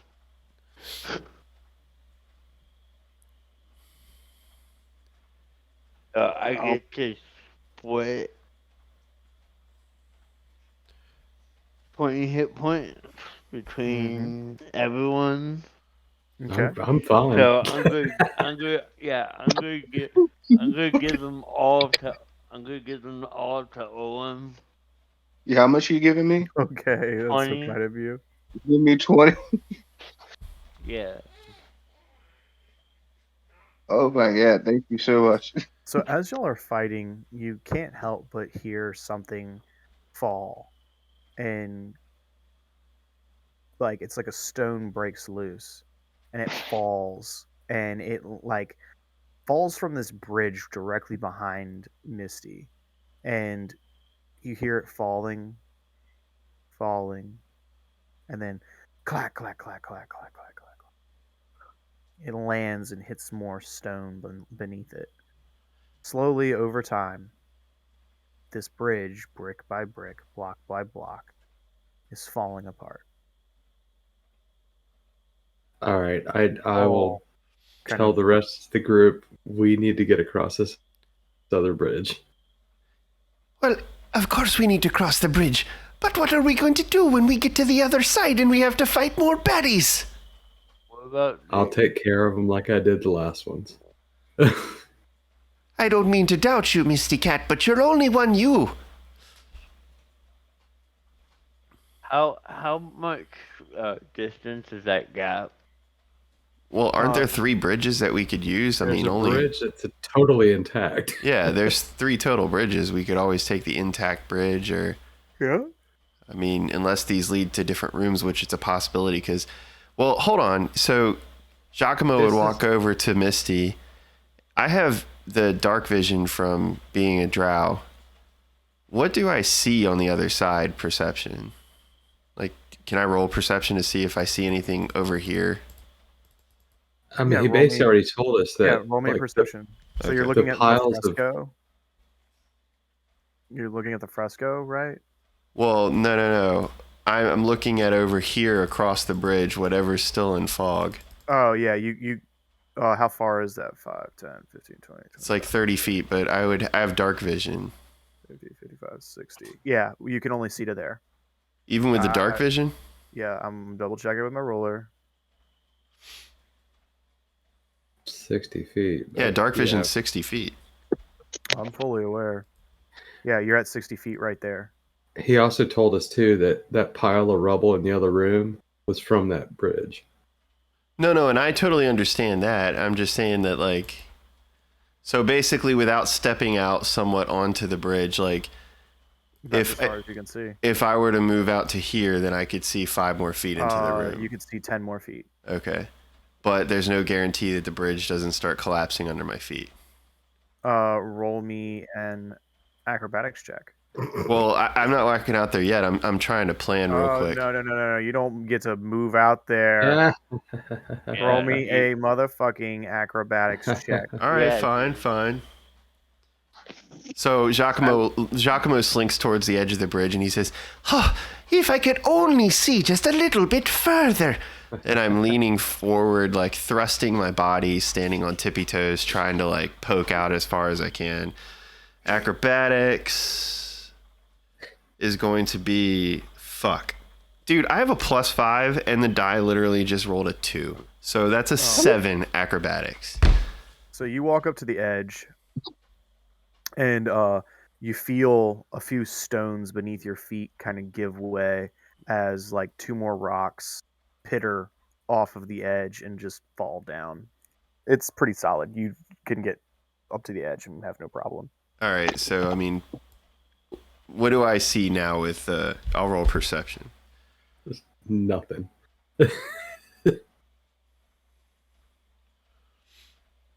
It's going to be a 17. Actually, 18 because of my bardic versatility. I keep forgetting to use that. I have a question, DM. Is it all possible for me to help him with my 120 feet of dark vision? Ooh, you have 120 feet of dark vision? Yeah, Yes, sir. why didn't you say that earlier? Yeah, he's literally back there like, I can see Y'all everything. have all been- I'm trying to be nice, and y'all have all been talking. So I was like, I don't want to really interject at that one present moment. So- But You all see on the southern side that there is a bridge that goes across up to here and it's falling apart. There is a what appears to be a 15 to 20 foot gap. It's about a 15-foot gap to 20 feet gap. You're gonna have to run and jump to make it in the center one, and there appears to be another fallen apart piece over here that is kind of crumbling in areas, and it's like falling apart, but it looks like there's a spot where like one person, you know, if they're small enough, could probably slide across, or light enough they could slide across. Oh, what bridge do you guys want to try? the one where it's full, I guess. For The the, last I mean, one? until the Third end. one? I'll go up to the I'll go up to this bridge, this one, Mm-hmm. and I'll walk out. Yeah, and I mean, Olan, Carefully. if you moved over here, Olan, wouldn't you see so much further with your superior dark vision? I would actually see further. So we need to change your aura real quick. So let's adjust that. So it's 120 feet. So then we gotta go. All right. So your aura is huge now. I But mean, it's going either- into the other room. Yeah, so I will go and I'm gonna go ahead and carefully walk up to see this damaged part. So like up here. Oh fuck yeah! I'll send a message to Giacomo. I'll go. We're good this way.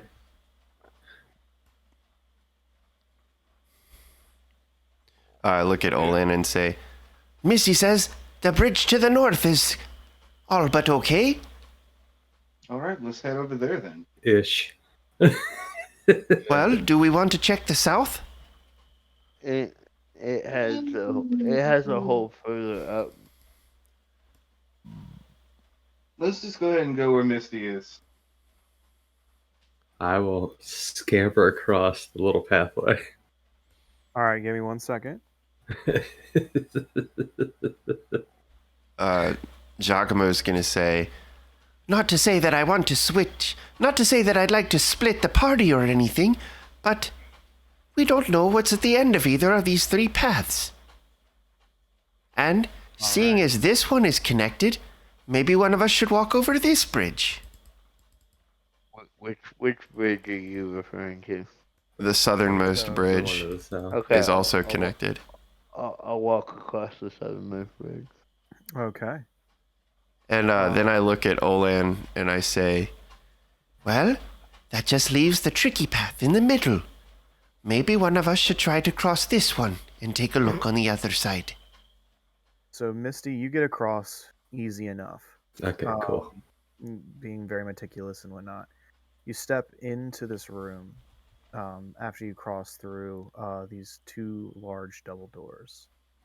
I will stealth real quick. All right. Lesra, you do the same, and you open these two large double doors. so with me and Olan behind, how far is the gap from where I'm standing to over here is 20 feet. So Giacomo is going to... I'm going to look at... If you miss and you fall, that's 60 feet. Yeah. That's 66. No, it's okay. It's okay. So Giacomo's going to try it because fuck it. That's okay. So I'm going to... That's fine. All right, roll me. I'm going to... Hold on. Let me plan this out. I'm going to take a running leap, and I do have proficiency in acrobatics, and I have tumbling full. So tumbling gives me the ability to do jump, dodge, and dash. So I don't know. I mean, I guess I'll just roll it. Obviously, the dice will play into it, but I should definitely be able to jump 20 feet. It's just whether or not the roll lets me. Isn't jump your strength or something? Well, running leap has its own rules in D&D. I'd have to look them up real quick. But like a normal human, I think, can do a running leap of 20 feet. But if you have... You have to take 10 feet to run up, and then you can jump 20. Yeah, and since we're out of combat and movement is inconsequential at this point, just for the point of the story, Giacomo like moves back 25 feet, and he's like, "Here I go!" The furthest that you can run is your movement. As Yeah. long as you have feet worth of jumping distance. Yeah. So I'll have enough space. And you said you want me to roll an athletics check or acrobatics check? Sorry. You can jump half of your movement. So if you want to be able to go further, you're gonna have to roll an acrobatics check. No, I don't need to go half of my... I mean, even if I go half of my movement... No, never mind. It wouldn't be the edge. So yeah, I got it. Basically what it says is, well, I'm looking at it right here. This is jumping. When making a standing long jump, you can leap only half that distance. So that's 15 feet. But if I make a running leap... I'll say your full movement. Because a running leap has different rules, if I'm not mistaken. It says rolls for Yeah, jumping. you run for 10 feet, and then you can jump 20. In 5e, you can jump a distance equal to your strength score, provided you run up to at least 10 feet. So yeah, I mean, I would back up and then run forward.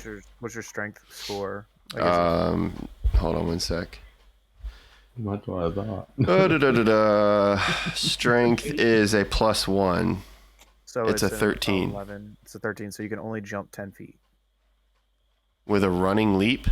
with a running leap. So basically, what it says is. So I could stand and jump farther than I could running and leaping. That doesn't make sense. That's the problem. Is like right. So if you're running, so here's the thing. Okay, basically, what I'm getting at is if you are just jumping, okay, if you're making a running leap, okay, technically it should be, in my opinion, I take the modifier and I add that to like whatever it is that you would roll, okay, in my honest opinion. So like say for instance, you roll a 10, okay, well to me each modifier counts as an additional 5 feet, so you'd roll a 10 plus 2, we'd say you could jump 20, okay. It's very vague about jumping, because right here, high jumping, when you make a high jump, you leap in the air equal to 3 plus your strength modifier. If you move at least 10 feet immediately before the jump, you make a standing high jump, you can immediately move half that distance, which each foot you clear on the foot you movement. In some circumstances, your GM might allow you to make a strength athletic check to jump higher than you can normally. So basically, All right, so there's a website for a jump calculator I just found. I'm going to put in my stuff and see what it tells me. My strength score is You just come to the bridge that's open. Yeah, seriously. Because those might be 3 different paths that lead into 3 different things.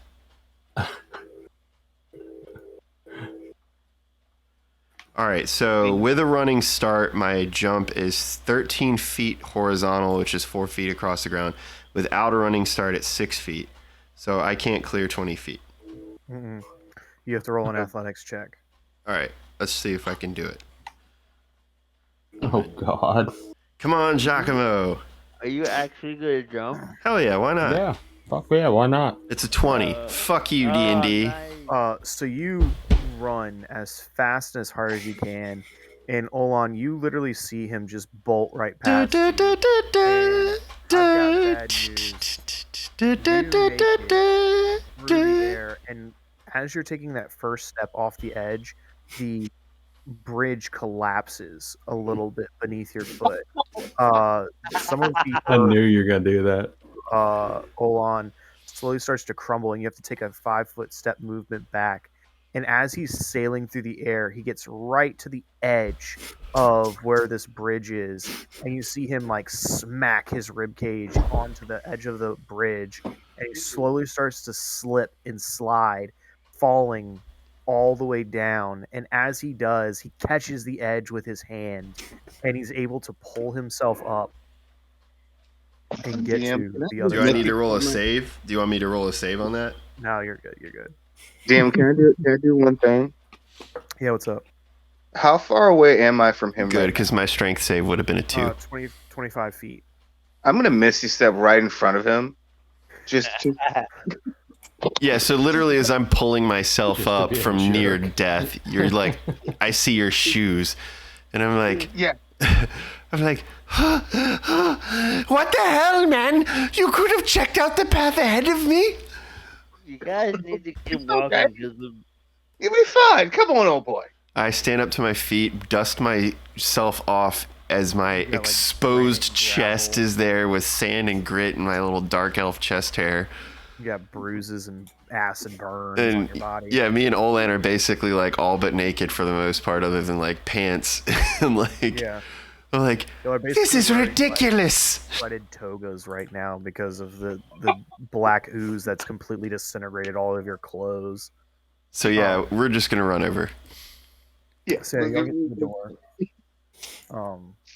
When I get to this corner spot right here, I'm gonna kneel down for a second and catch my breath, and I look at Olan and I say, Look, old boy, I don't know. You and I are about the same size. Here, take this. and I reach down into my pouch and my backpack or whatever, and I'm gonna pull out one of my costumes from my entertainer's kit, and The costume is the unfinished magistrate's black robe. And then I will take out the set of common clothes that I have as well as my other disguise. Not the pull string, but just a regular common clothes. I throw on that shirt, give Olen the other one, and then I dig further down in my bag and I say, I knew there was a reason we didn't sell this to the bent nail. And I pull out chainmail, which was from the Duergar that we killed in the Xanathar Guild's hideout in the sewers before the Mind Flayer disappeared. Okay. So I'm going to don that, which I know will fuck with my stealth, but I need something. Oh, it's ring mail, excuse me. Can you wear what was it? Chainmail? Ring mail. I'm not proficient, but it does give me a 1 at least, so I'm back to 14, which is what I had with the leather armor. It's 1 point of AC. Anything helps. But if So- you're not proficient, it'll mess with your spellcasting. Technically, you're not supposed to gain any advantages from something that you're not like trained in, but it's no big deal. Whatever. This armor is leather armor with heavy rings sewed into it. I think I can wear ring mail. It's medium armor. Can you wear? Yeah, I can wear medium armor. Yeah. Okay, then you're good. All right. So my AC is back to a 14. Perfect. And Fighting a black ooze again. it does not say that it affects stealth, but I'll double check that for you, DM. No, it doesn't. It does not. Okay. Sweet. So all of you we are walk into your respective rooms. Okay. So starting with Misty. I rolled a 16 for stealth, so Okay. I was kind of peering in, being stealthy. You walk in to a 10-foot tall painted statue of an armored male dwarf wielding a battle axe and wearing a mask that stands with its back to this 20-foot high room. Before the statue is set into the floor is an adamantine trapdoor with a pull ring along one side. I will check the trapdoor for traps. Okay, roll. Just sleight of hand, right? Mm-hmm. Or is it thieves' tool or sleight of hand? Doesn't matter. Same. It roll sleight of hand with advantage. Ooh, okay, thank God. First was a 9. Okay. Okay, that's much better. That's a 20, dirty 20. Okay. So what are you gonna do to check for this trap? Just kind of. I take my thieves' tools out and I look and kind of feel along and. I mean, it just looks like there's an adamantine trap door on the floor with a pull ring. Like, do you go up and? Okay, but there's not like any if I try and lift it up a little bit, like I don't see any kind of like do you? Well, here's wires or anything that are like not that you can see externally while you're looking up at it. If you would go over and you would try and lift anything. Oh yeah. Okay, so the moment that you would go and you would touch it and you would lift it up to kind of look, you notice that there are no there's nothing beneath it. It appears to be what looks like a false bottom, and it appears to be a false trap door. As you touch it and you pull on it, I need you to roll me a dexterity saving throw. Oh.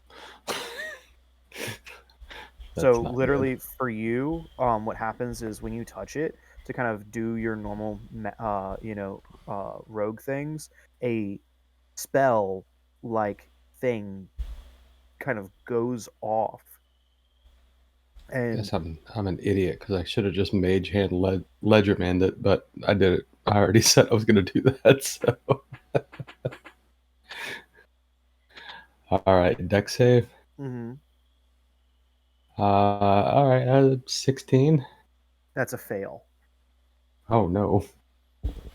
You're going to take 22 points of fire damage as the magic from the eyes of this massive dwarven statue start to illuminate, and instantly 2 laser beams shoot from its eye as they pour down and hit you right in the chest. Um, Oh shit. all hear this cat and just the sound of a trap door kind of slamming shut in this massive Ouch.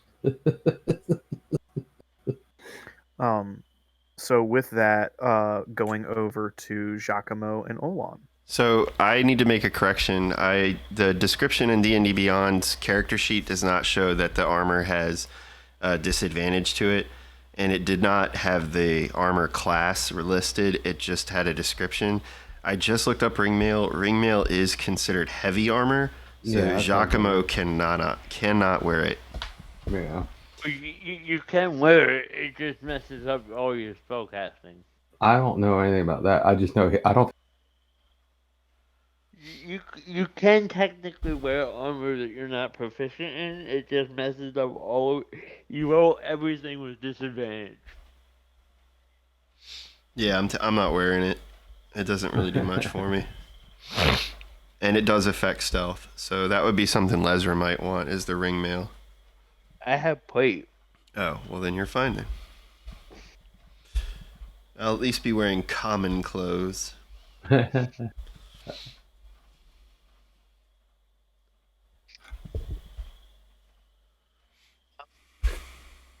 So what are we doing? Whose turn is it? It's Giacomo and Olan. Alright. They gotta decide what to do in their room. Mm-hmm. So, So what are you guys gonna do? Giacomo looks at Olan and says, Well, that was a bit dicey, don't you think? Olan? Hello? He's muted. He's dead.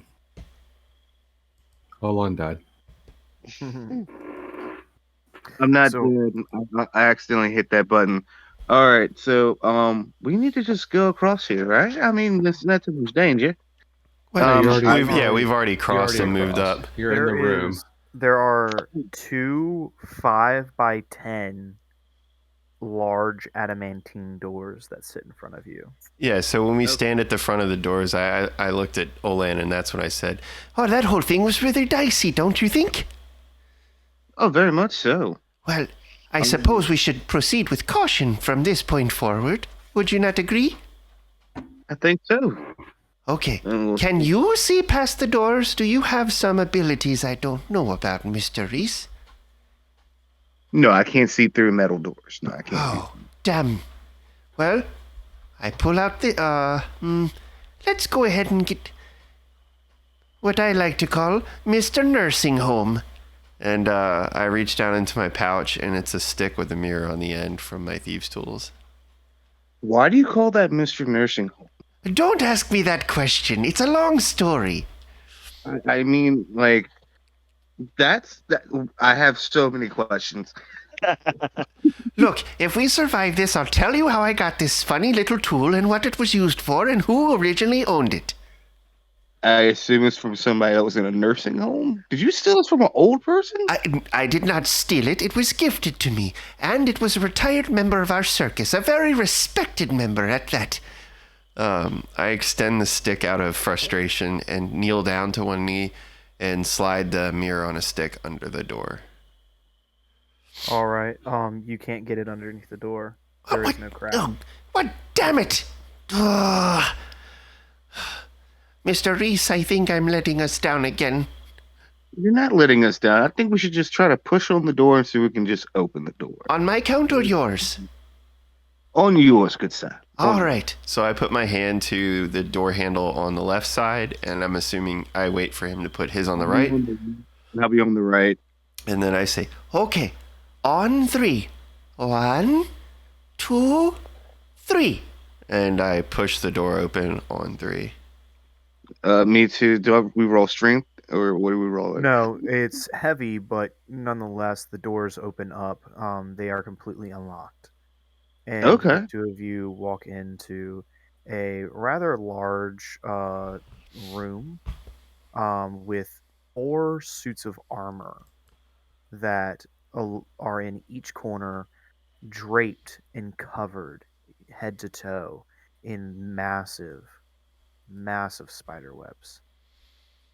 And you look up, you see these 4 suits of rusted plate armor. These stands hold helmets perfect for the size of a dwarf. Each stand is in the corner with a 20-foot high ceiling. These cobwebs litter every inch of each one of these statues. Well, it doesn't look like anyone's been in here for quite some time, Mr. Reese. There are dwarven runes that have been carved into the far wall on the back end. Like here? In the back. Okay. Who has the ability to speak Dwarvish? Neither of us. Owen does. Oh, wait, Olin does have it? Yes. Yes, I do. So the Nice. words on the wall say, "A secret never told, will never before told, will part Durnan Hammond's lips." Will Dumathon's lips. I say that out loud to Giacomo. Giacomo would look at Olin and say, scratching my head, I would wipe my brow with the little silk pocket square out of Olin's. Well, no, Olin's not even wearing a shirt anymore. I would just look at Olin and say, Huh, that name doesn't ring a bell. Roll me a history check. Yes, sir. That is going to be a 16. Sorry, roll me a religion check. A religion check. Okay. I have That religion. That is a 15. oh, for some reason, Giacomo has shit for religion, but I got a 22. You got a 22? Yeah, I rolled a 20 on Yeah. die, and I had a +2 in religion. You Yeah. guys think about it, and in your travels, Giacomo, you've heard tales and stories of dwarven gods and about the mythos. Same with you, Olan. You had to study about the deities of the realm um, in your magical training, and you remember hearing something about a dwarven god. Started with like a D. You don't really know, but you remember it was some god of secrets. You don't really know exactly the god of what kind of secrets, but you figure it's something. And with that, we're going to take a pause on y'all, and we are going to go over to Lesra. Lesra, you stand in front of these 2 massive adamantine doors. I attempt to push them open. They're a little stern and heavy, but with enough muscle, you wedge the door open. In front of you, to the north, east, and southern walls, are 20-foot high tall rooms. I'm sorry, walls that are adorned with dust-covered frescoes depicting dwarves smithing at work in their forges. An iron anvil sits atop a raised stone block in the middle of the floor. Both fixtures are draped in cobwebs. I'm gonna move into the room and Can you roll me a perception check? yeah. Okay.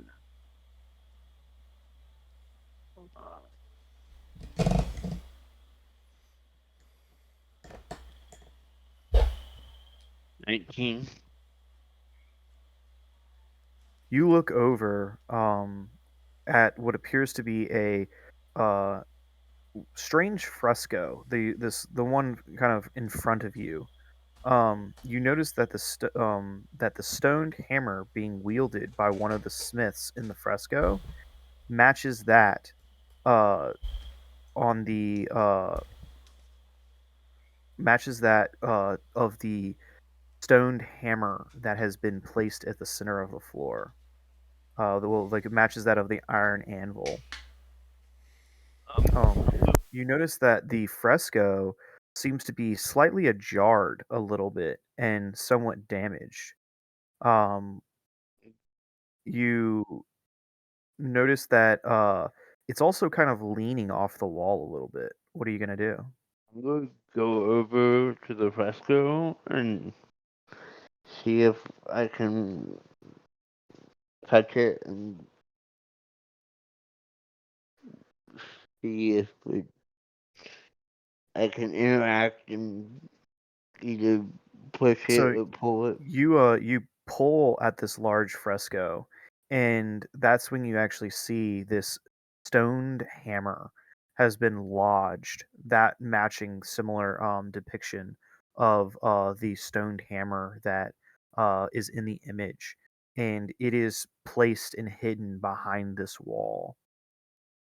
Um, Can I pull it out? you can. It is very heavy. Uh, when you pick it up, you look at it, and etched into the side of the hammer that is facing the wall is a description in Dwarvic runes. If you would go and you would ask someone what they say, I can let you know.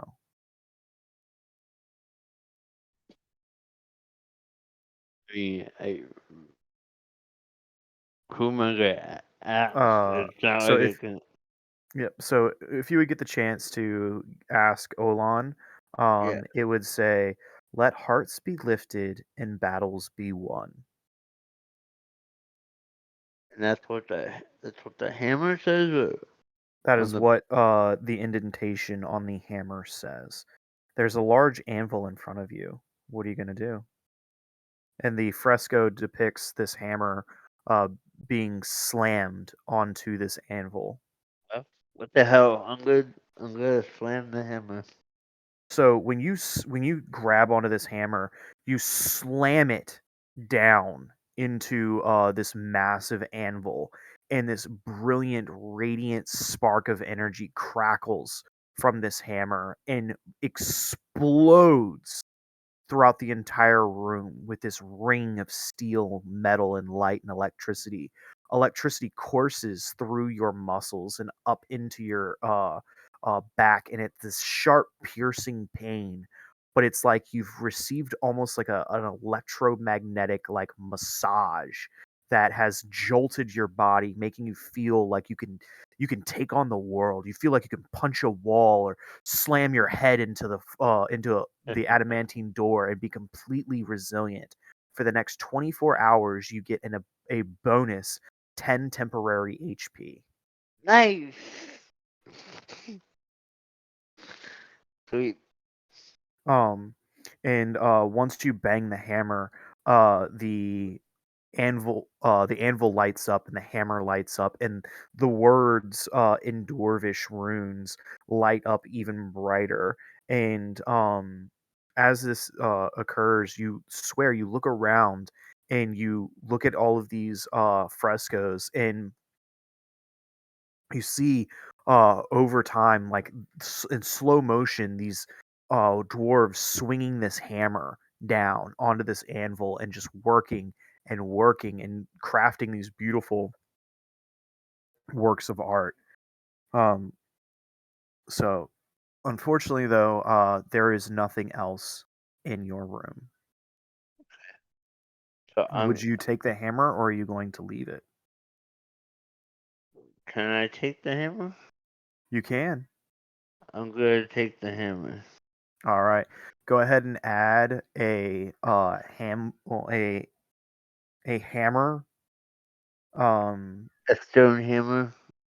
it Er, is a dwarvish hammer, and Okay. then in subtext write hammer two iron anvil. Okay. So if you were to detect magic, it would reveal that the hammer and anvil are two pieces of a connecting spell, and when both are made with contact, it ignites itself, causing anyone within a 20 well, within the 20-foot room to automatically receive plus 10 to temporary hit points for the next Yeah, 24 hours. like I did. Yeah. And you would know that this depiction is of a dwarvish god of smithing. And now we're going to cut back to Giacomo, and we're going to cut back to Olan. So the two of you would know that the depiction says a secret never before told will only part Dumathon's lips. This is what's been written on the wall, and there are four statues, four massive suits of armor in stands facing towards the center of the room, almost like expectingly looking for something. What do the two of you do? While this is going on, I will allow Misty and Lesra to roll perception checks to kind of like investigate to see if there's anything else in their rooms. But what would Misty and Lesra roll perception checks or an investigation check, whichever is higher, and Giacomo and Olan. What do you do? What you're in? 17. So I'm Giacomo defers to Olan and says, Well, I really don't know what to make of that. A big empty room and some statues covered by cobwebs. I think we should investigate the statues. And I mean, they all seem to be pointing in the middle of this room. I don't think we should step in the middle of it just yet. Let's try to investigate these statues and try to determine what is truthfully going on. We don't want to step in the middle of there and we just die from. Well, I do have an idea. Yes. Perhaps I could Well, sure. shed some light on the situation in a unique Giacomo kind of way. What does Misty do, by the way? What did Misty get for her 21 perception. So you don't see anything.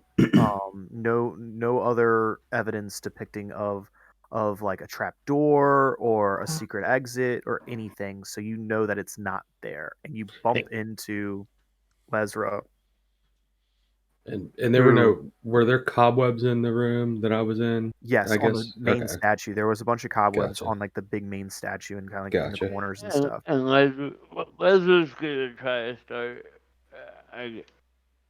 How I know some of the bridges crumble. How much is left? How much is left? Enough for you to cross, but compared to the jump, the gap to get to the other side of what is already there, you're going to need a substantial roll. Is You're it going to need more at than least 30 feet? it is at least 20 to 25 feet gap. Can I Misty step across? Yeah. Jesus Christ, I Okay. didn't know you had that ability. Yeah, You're just like flit. I'm gonna Misty step across. Can I tell Lesra before she does that? Yeah. Tell me what do you want me to do for fun? That I'm very hurt, and I'll tell her what happened in the room. Would you like me to heal you? I would love that. Okay, I'm gonna cast level 1 Cure Wounds on you just to get you up a little bit. That's perfect. That's all I need. Okay. Oh, nice! I got an 8, so 16 hit points. Oh, that's perfect. Misty, and what did you get on your perception check? 21. I will let you know that while you're going through the hallway, something over here on the map, some stones don't look right over there. Would you go check it out? Wait, hold on a second. I was updating my health. It's okay. Which, it's like over here. Yeah, why Along not? this wall. So when you go over there, can you roll me a? Give me a second. Give me a second. Can you roll me an investigation check. Yeah, it's the same thing as a perception. That is a 21.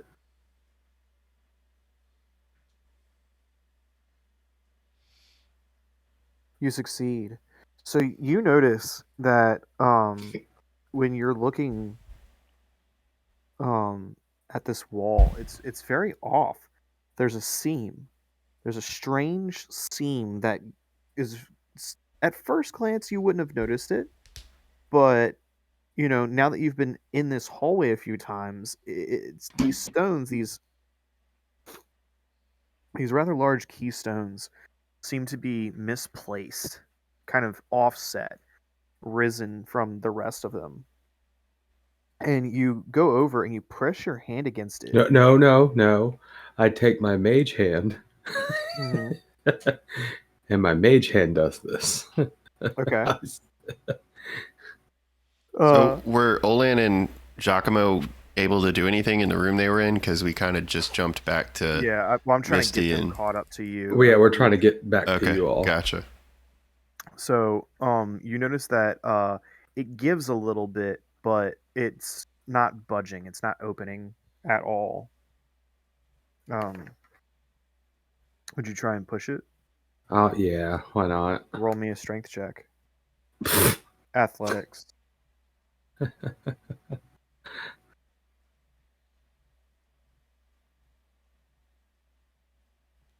Okay, 16.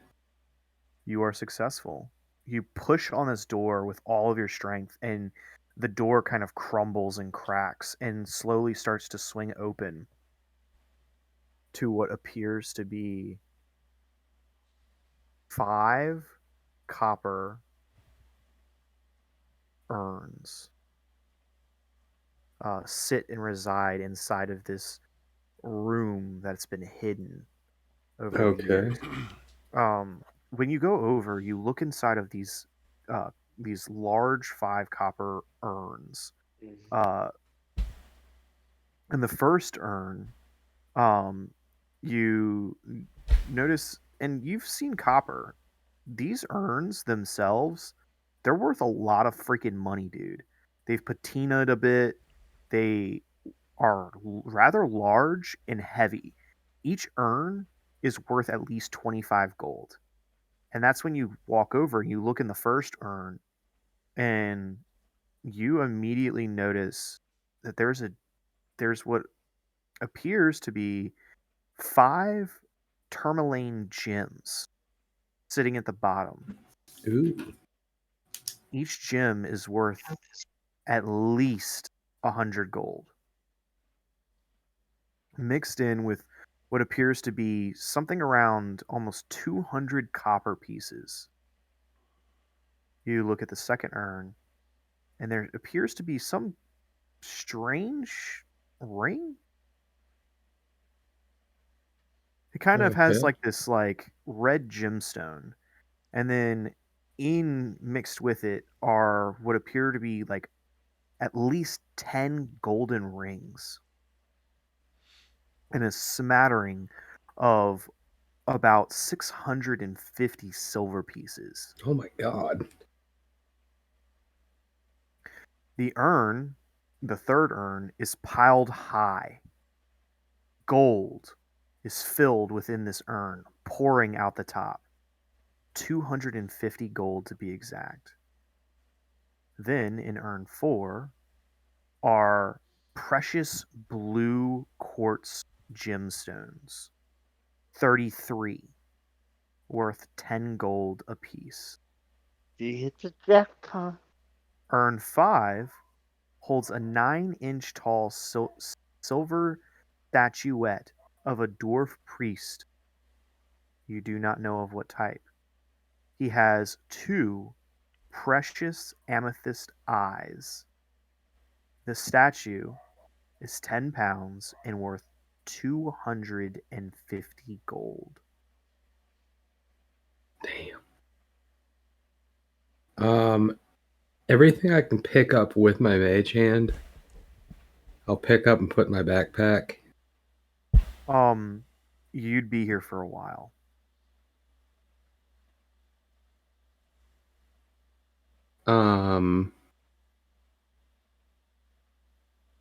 Because there's a lot. Damn it. Like there's over 1,000 different little bits and bobs of treasure here. I mean, but besides this one beautiful ring, this very Okay, I'll large take statue. the ring with my mage hand. Okay. There's a And shit ton of gold, a bunch of these blue precious gems. There's 5 copper urns. One urn has what appears to be 5 tourmaline gems. You know these things to be very valuable. so those are easy to pick up too, right? Mm-hmm. Okay, I'll take the ring, the gems, and then I will. God, I shouldn't. I'll let you get one more thing. I'm gonna take the statue. Gonna take the statue. Uh-huh. It's heavy. I know. Well, I'm gonna actually pick that up myself. Okay. I can't use my hand because it's only like 5 pounds. Yeah. So I'll grab the statue. Okay. So And you walk then- into the room and nothing happens. Literally nothing happens. This is a secret. Okay. This is Cool. a secret treasure room. Okay. How much was the statue worth? 250 gold. Okay. And then I'll walk out, and before I walk out, I'll put the statue in my backpack, Mm-hmm. and I'll kind of hide everything, Mm-hmm. and then walk up. The statue. Good luck hiding a 9. Well, no, it's 9 inches. It's not 9 feet. It's Yeah, like it's in my statue. backpack. So you walk back over. Can And you roll then me I'll an acrobatics check? go up here, and I'll tell, Lesra, I was like, man, there's a room full of shit back there. We'll have to check it out on the way out. Yeah. And then I guess we'll go see where everybody else is. Yep. Roll me an acrobatics check. Or an athletics if everyone's higher. I'm sure his dex is higher. Yeah, go ahead. You can go ahead and I'll let you know what I roll. Where's my acrobatics? Oh, there it is.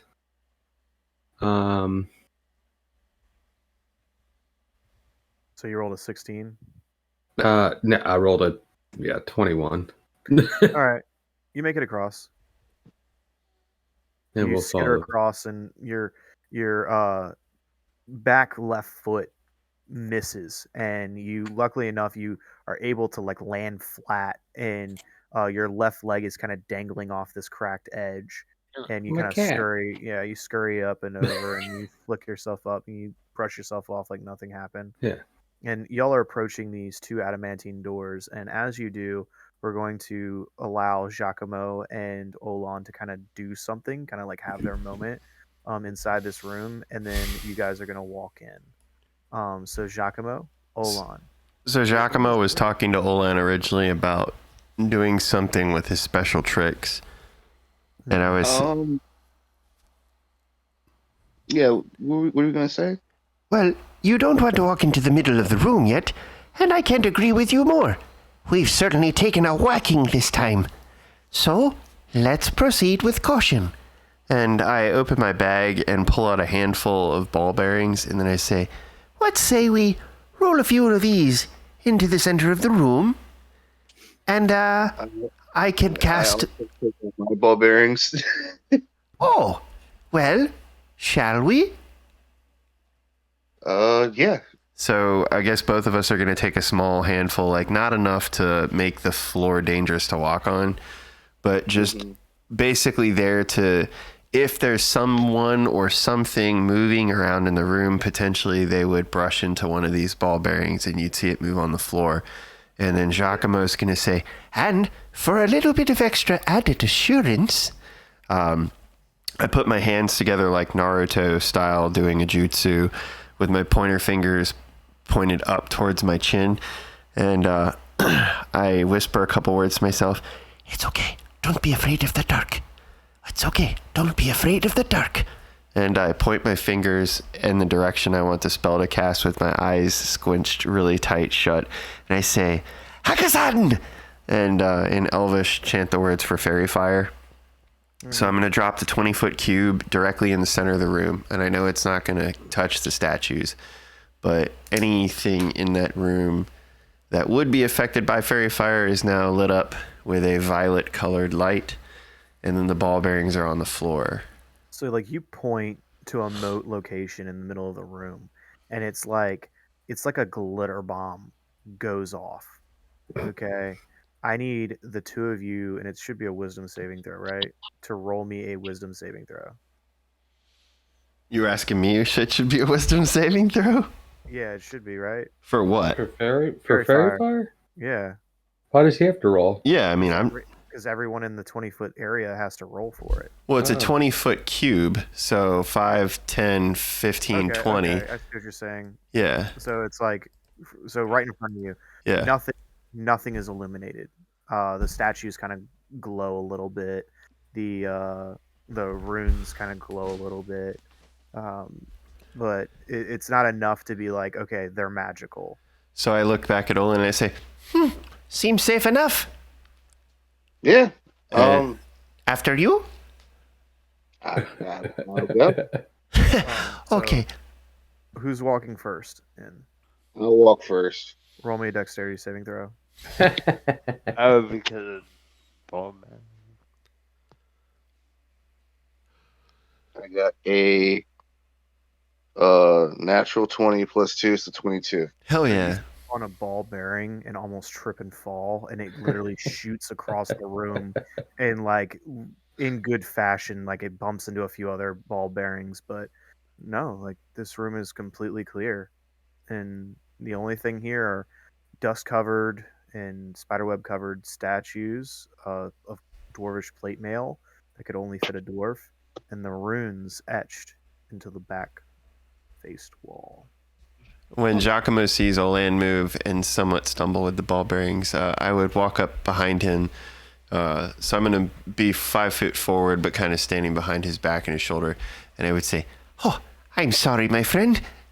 Maybe tricksy tools weren't the best idea, but at least we know we're alone, right? Right. And- Of course. Right as that happens, the two large adamantine doors get thrown open, and what do you guys do? Like, how are you gonna respond? I immediately finger guns out with a firebolt ready to go.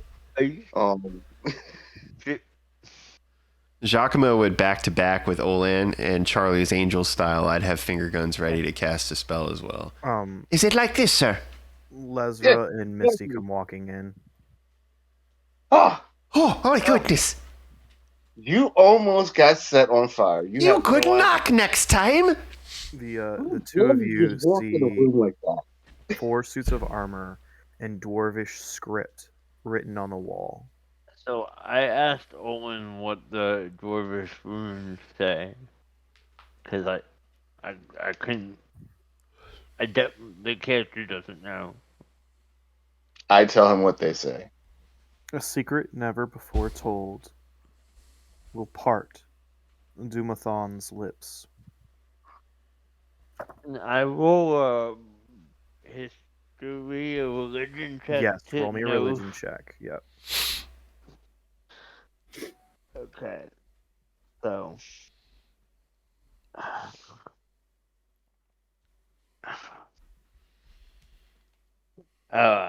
9. It's not really. You've heard of this god before, but it's not a god you're familiar with. You're familiar with like lawful good, like decent gods, like gods that care.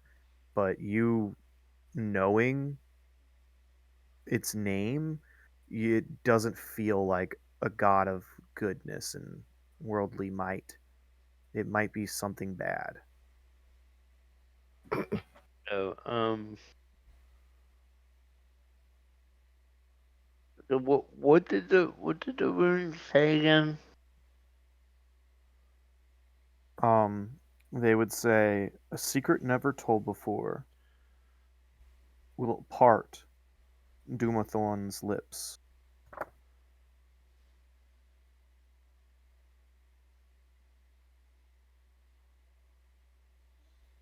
Anybody have a secret? Well, I don't have a secret, but I know that the lore probably knows something. And you Oh. hear, What do you? I wasn't talking to you. No, please. You Giacomo, put a voice in your head now? why am I going to help you if you're not going to help me, Giacomo? This Well, is I already told you I would do what it took to set you free if you helped me. But thus far, you've only made my life more miserable. You have not helped me one bit. You're useless. And this is when you all hear it in your heads. You're all useless. Who the fuck? You heard it? What did you hear? What did it say? Someone's calling me useless. I have never felt more like not necessarily disrespected, but like I've been hurt to my core. Is that damn stone of yours, Giacomo? It's not my stone, it's the stone. I think it belongs to itself, the way that it behaves. You hear in your head, I am no stone. I am galore. I am a god. You are but a thing. Dude, I've technically seen you're a this. thing. You're a piece of rock. You're a talking rock. This is merely just a physical state I am temporarily placed in. How long have you been here? As a You, rock. as a rock, for the Yes. past Okay. 45 years. I So have been like this. you've been a rock for 45 years and you haven't figured out how to get out of that? Do you understand how long I have been? A rock? 45 years. 45 years. I have been trapped in this minute form. I have existed since the beginning of creation. Oh no, here he goes with his story again. This is Oh, you really set him off, Olan. like as you're talking, like it just like mocking him. It's like you have no clue how old I really am. You have no understanding of how time truly exists for me. I never grow old. I never die. I am immortal. Is Galore saying this to all of us or just To all of you. okay? Okay. Shut up, you stone. I have a question, Galore. Um, inside your rock, do you have physical form or are you just a rock? That's a good question. I don't care to answer you. So you are just a rock right now. So when he says that he doesn't care to answer Olan, I like literally bend over to the knees, belly full, laughing, looking at Olan in the face, and I say, He doesn't like you either.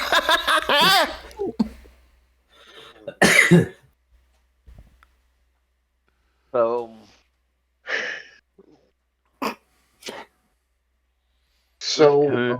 whose turn is it? well, we're not in any kind of turn. We're just role playing. You can just freely role Okay. play. I'm gonna go into the middle of the room. Okay. Try not to step on ball bearings. Well, you don't know they're there yet. Roll a dexterity saving throw. You can see the glinting of the light. It's kind of like stepping on, like trying to avoid dog shit in the backyard. Watch your step. So what are you going to do now that you're in the center of the room? I say that I'm spying on this group from the Church of the Holy Light. you're what? As he says this, the adamantine doors slam shut. You Like hear, everybody's trapped in the room, slam shut. yes, everybody's trapped in the room, slam shut. The floor beneath his feet, before her feet, begins to shake. Oh no, you've really done it now. This tile starts to slide, headed towards the southern part of the map. Then this tile starts to slide and go towards the right side of the map. This tile slides going to the north, and this tile to the south. Not to the south, to the west. As it does, it slowly reveals a spiraling staircase that descends down into the depths, traveling 120 feet descending down into this dark chasm, only lit by the light and torches, until the party gets to the bottom of a stairwell. The stairwell has what appears to be a abrupt stop. Can the party move themselves over here, please? And skittered across the floor, you see are a couple of copper and silver pieces. I'll pick them up. Okay.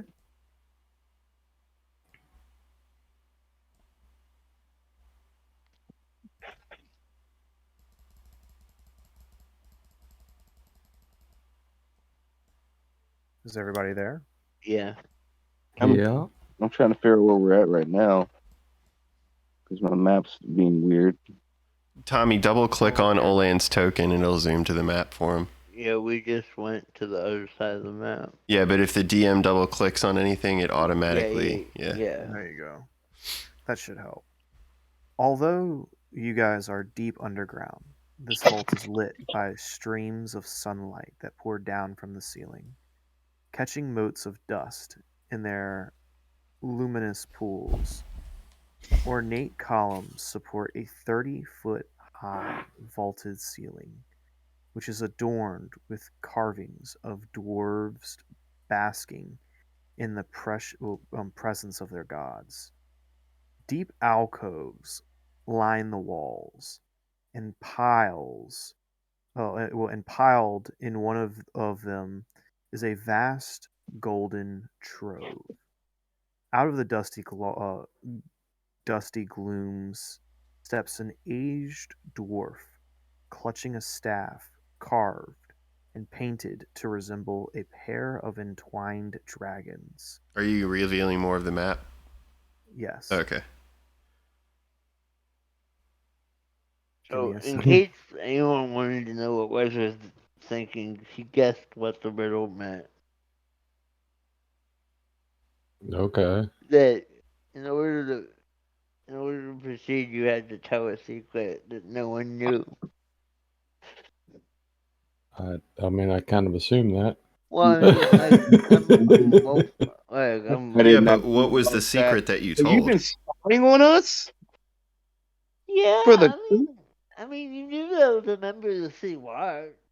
but for the church? What does the church have to do with anything? Would you guys go right or left? I'm a cleric. I I feel this might be the fact of me not having any more You clothes. guys I'm go not right. being You go right. So where's this guy at that we see? Well, that's what I'm trying to figure out is which direction are you going to go, right or left? I'm following wherever I'm gonna right. trail behind. Right. Okay, so everybody goes right.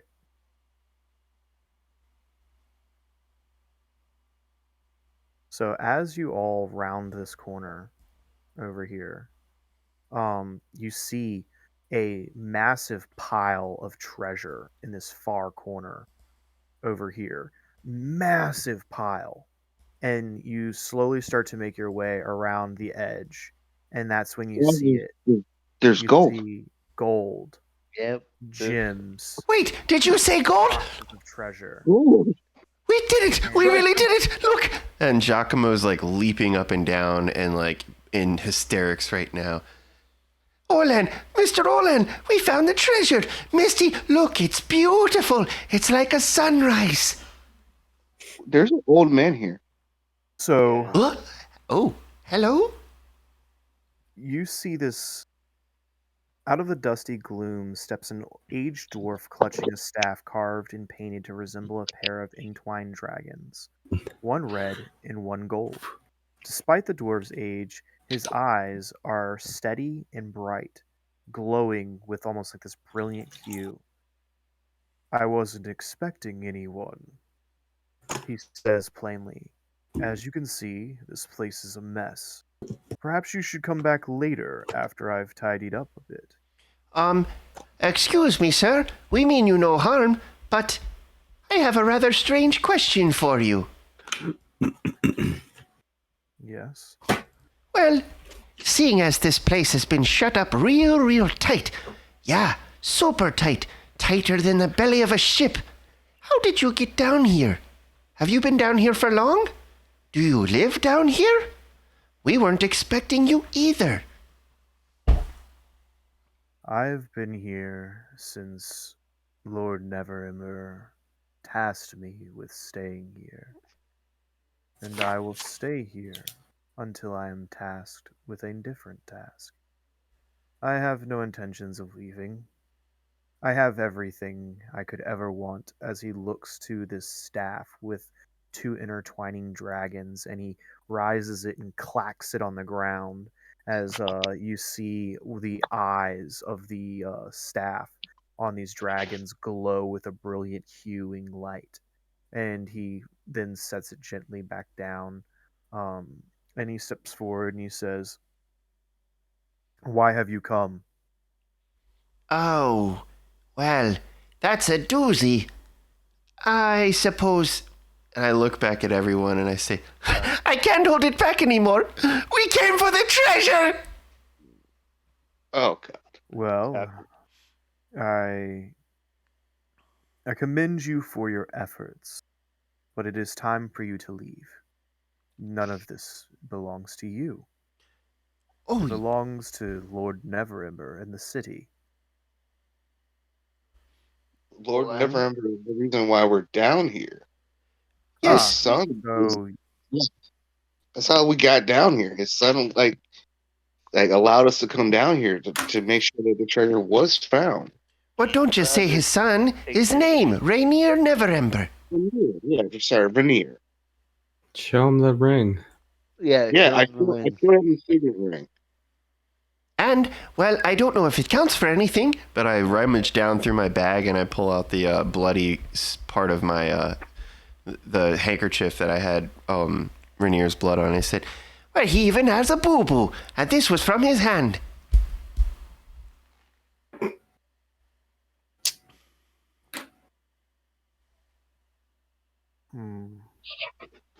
this is not enough to tell me. Can I what- punch Giacomo in the face? Yeah, you can make a physical What? attack on him. Roll me an attack check. Why would you do that? No, I'm not actually gonna do it, but god damn it. you said it's not enough to what? It's not enough to convince him that you're here on Rainier's behalf. He just looks at you in bewilderment and disappointment, and he says, "Come back when you have one of the Never Embers. I'm gonna Then cast we can talk." I would turn around and look at everybody and say, See, I told you we needed Rainier. Oh, why did we let him leave? I cast guidance on Owen, Okay. and Owen tried to persuade him. Persuade him. Like, Look at me, dear friend. Wait, hold on a second. Don't open your lip.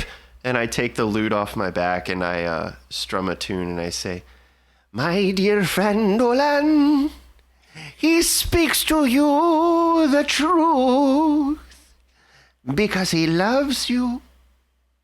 Well, he loves gold. It's true. bardic inspiration on top of that. Oh my God. no roll persuasion. Now roll for persuasion. Okay. Y'all are dangerous. Y'all are just simply dangerous. So that's going to be.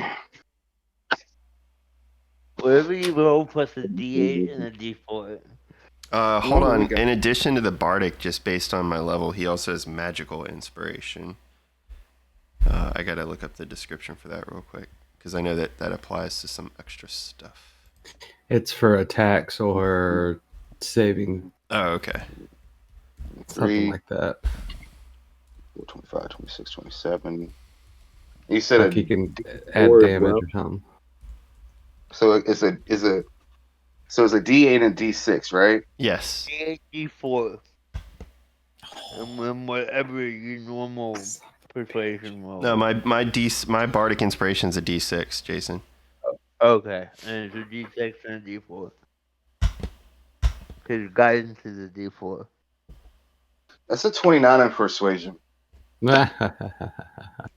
Okay. And then magical inspiration at second level, if a creature has bardic inspiration from the die you cast and cast a spell that restores hit points or deals damage, the creature can roll that die and choose a target directly affected by the spell and add the number rolled as a bonus to hit, regain damage dealt. Yeah. So you can basically add it to the attacks. Or Yeah. something. But he already used it. So what are you? He already used it, What so are it you doesn't trying to matter. convince him? I'm going to say to him, young Rainier is simply at the beginning of this whole thing. That's where he is. See, that's where he's with the int at the beginning of all of this. I have no doubt that he would love to meet someone that also knew his father and had respect of him as a lord as well. Now, we are not here to take from Lord Neverember or from the city. We have been tasked to find this this treasure and to bring it back to him. And we have sworn that this treasure will find its way to the people of Waterdeep and to the never ever name. Now, Roll me a. So I'm gonna let you know that you did lie because you said it was gonna go to the city, but y'all want to keep it. Why is that No, we loud? never sorted that out. Rainier said he wants it to go to the city. Giacomo said that he would take it to the city as well, Okay, but you're not lying. Okay. I'm speaking truthfully when I say that I wanted to go to the city. I'm not saying that. Okay. I'm just hoping that I'll get a So he's listening. reward for it. Yeah, he's. But like that's what I'm trying to say, DM. Mm-hmm. I honestly am trying to make sure it does go to the city. That's what I'm trying to say. He looks at you and you notice that like his hair has like this kind of like gold patina to it.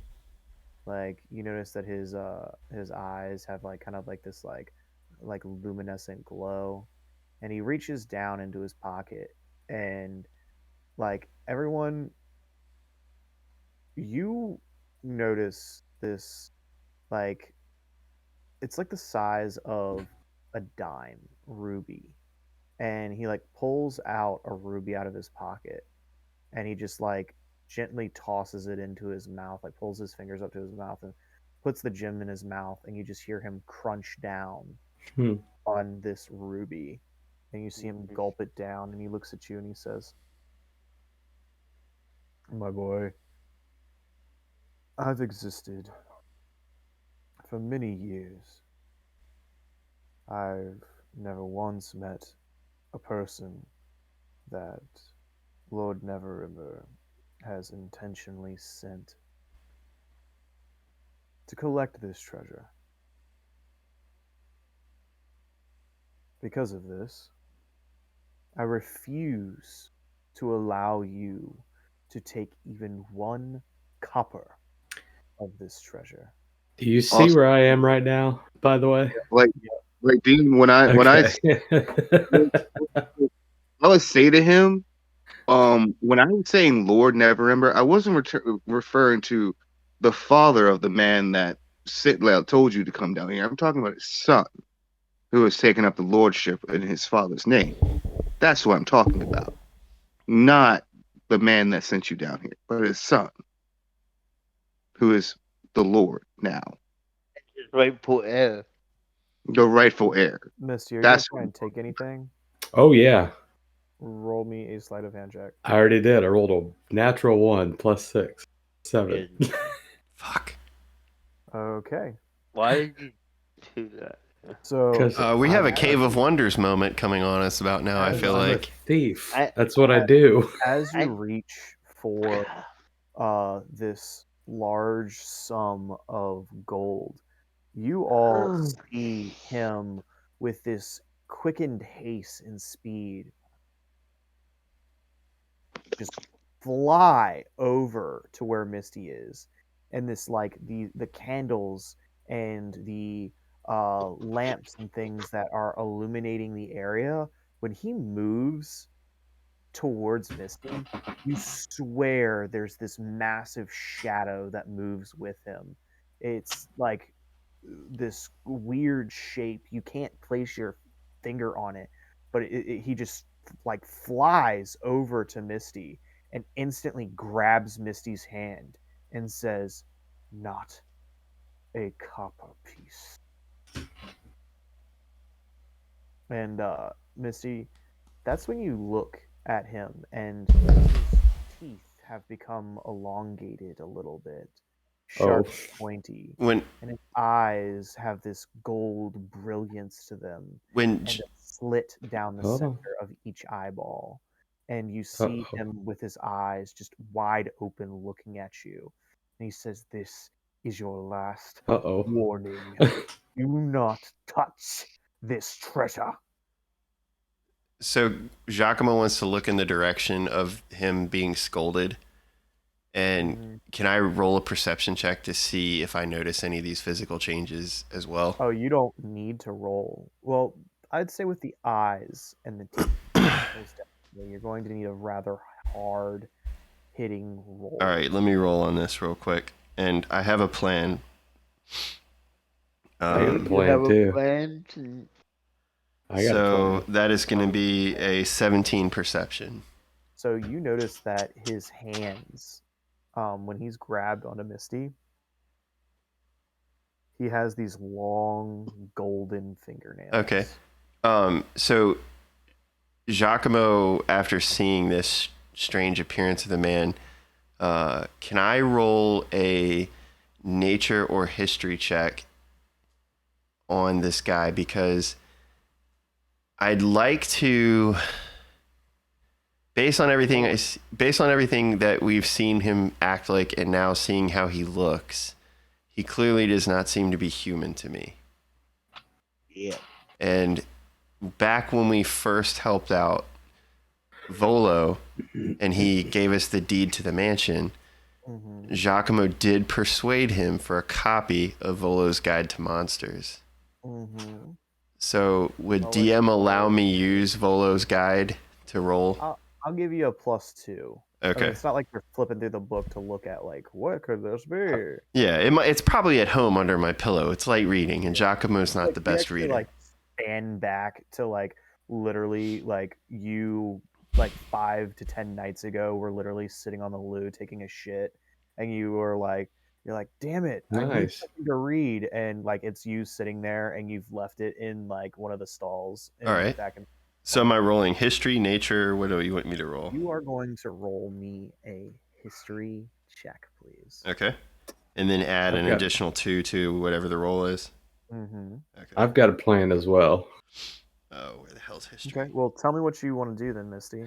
My plan is pull a dagger out, stab the son of a bitch, disengage, and Nah. run away. So No. that's going to be unfortunately, it's going to be a 9. Can I burn my inspiration that I have not used this entire game? You most certainly may. All right, so I'm rolling again.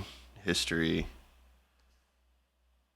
Dude, can I... Fucking physical dice, dude. Well- Like, D&D Beyond is bullshit lately. I got a 7 and a Let's 2. roll a 19 So on you- her history check. you- Would she know anything about this guy from her temple studies? So you've never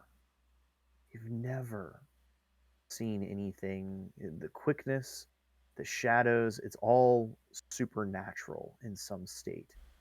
Do you have? You're not a paladin, so you can't even do it. So no, like there's unfortunately there's I have nothing detect magic. that May you- I?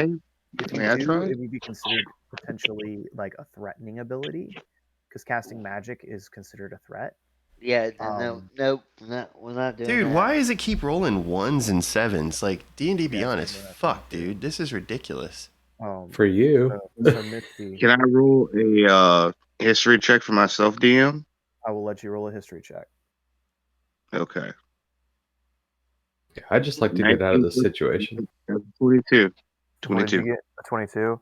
So yeah, Yes, sir. like this is very peculiar. You've never seen anything like this. These kind of physical alterations, nothing in that you've ever ran into is similar to what you're experiencing right now. May I roll an Arcana check, possibly? You may. Okay. Can I stab this bastard? Yes, No. Disengage and run stab him. away? Can I roll Yeah. an Arcana check? Thank Look, you. yes, while all of you are trying to figure out what you're dealing with, he stabs it. Okay. Thank you. Hopefully. We'll see. That is a 21. And that's I assume it's just a straight roll. A 21 is successful in stabbing him. Okay.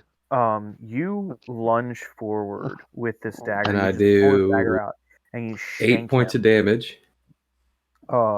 This dwarf kind of steps back with this dagger that has been plunged into him, and he says, "You stabbed me in my own home." Why did you stab him? Because he had a hold of my hand. I cutting action, says- disengage, and I run away. He says, "You're nothing but rats. You're filth and trash." And as he says this, his face extends. His arms elongate. His back rolls. He starts to get Let's larger. Misty step away. He starts Run. getting bigger Jason. and bigger and bigger. And you notice that the gold in his hair starts to merge with his skin. It starts to roll back onto his neck, creating frills. You notice the gold from his eyes starts to get larger and overtake his full eye. You notice that his fingernails slowly start to elongate into claws. And before you, a full adult gold dragon starts to You emerge, bastard. and it says to all of You dirty rat. "You've come here to take my treasure." Why? Everyone roll me initiative. You didn't think this was going to happen? Why But I- did you stab the dragon? You didn't think this was going to happen? You could have done anything except stab the dragon. Ow! Fucking hate. That hurt. What you do? What did you do? My dog literally like tried to like suplex my headset.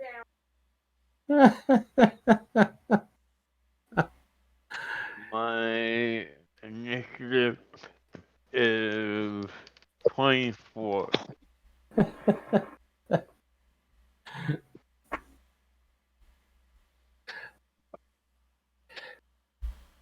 You suck. Jason, it's called advancing the game. We knew we were going to fight something in here. Yeah, now we got TPK on our hands. We can't. We're level 4. We can't beat a dragon. Yeah, my Sure we initiative can. is shit. I have an 8 for initiative, so the dice are Sure we loving can. Giacomo tonight. I have a 21 initiative. Okay. You gotta believe in yourself. We can beat this dragon. Massive golden behemoth creature. I mean, it's like it takes up it's a 15 by 15 cube. What are you doing? Jeez. Stop I touching know, I it. messed it up. Don't mess with it, please. That is a big dragon. It's a big motherfucker. And its like tail is wrapping around this massive column, and its claws are rippling and just gleaming with this beautiful hued golden glow. Its eyes have like this red hint to it, which make the gold stand out and almost look like his eyes have fire and gold pouring out of it. The brilliance and luster of its wings causes light to dance and scatter throughout the entire hall. You all are completely caught off guard as this adult gold dragon stands before you. It is Olan's turn, and on your turn, I need everyone, if everyone would please. Oh my god, my dog farted. Everyone within 120 feet of this creature must That's make all a of us. DC Wisdom saving throw. What was the DC? I cannot tell you. Oh, okay, gotcha. Fail. My minus I got a my 15. -1 should help out a lot. So I'm going to let you know that you failed. We all failed. Sure, my -1 will go well on this. You got A 0. Wow. Leslie, you didn't pass with an 18? No. No, 18. Wait, I didn't pass the 18? The DC is like 24 It's got to be pretty high. for a gold dragon. Yeah, jeez, dude, that's literally. Yeah, I mean, it's everybody. It will always be everybody. I can't believe you stabbed the dragon. I can't believe you stabbed the dragon. I mean, it was gonna It's, fucking fight us anyway. there we go. How do you know? We could have talked nice to it. Actually, Yeah, no, we you could've. totally just so we're clear here. All right. All you had to do was go get Rainier. Yes. I- Yeah. Now you have to fight a gold dragon. Yeah. And Thanks, This is more Misty. fun. what are you gonna do? This is Thank more you. fun. Thank you. Thank you so much. We're gonna do one round of this, and then we're going to Endgame. in game. Okay. What did our what happened with our wisdom saves? Do we know yet? Did you say pass? something? Well, you didn't tell me what you got. I heard one person, and it was Olan. No, none of us passed. Like if Jason had passed with 18, I got Yeah. a 0. I got a Oh 15. yeah, you're screwed. I got 18 too, so there's no You're way I screwed. You passed. all failed. You are all Yeah. struck with Dragon's Fear. Ah! For the next minute, the only thing that you can do is be frightened, and you have to flee at your max movement. Okay, for the next minute. So, yeah. So I say we just take this time, we flee, and we just go get Rainier. That's what I say we go do. So, for the top of the round, Olan, you're gonna run. I'm running back to Rainier. Full tilt. Do you burn your To action get- and your movement? Burn my action and my movement. Joke's on you, suckers. Okay. I'm gonna run after him. Okay. Well, yeah.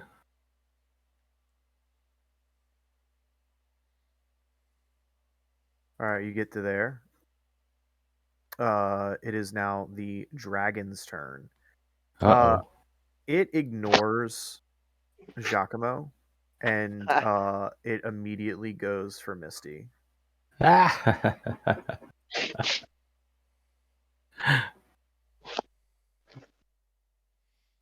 love it.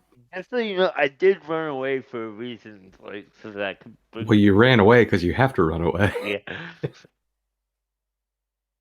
I mean, like literally, you have to run away.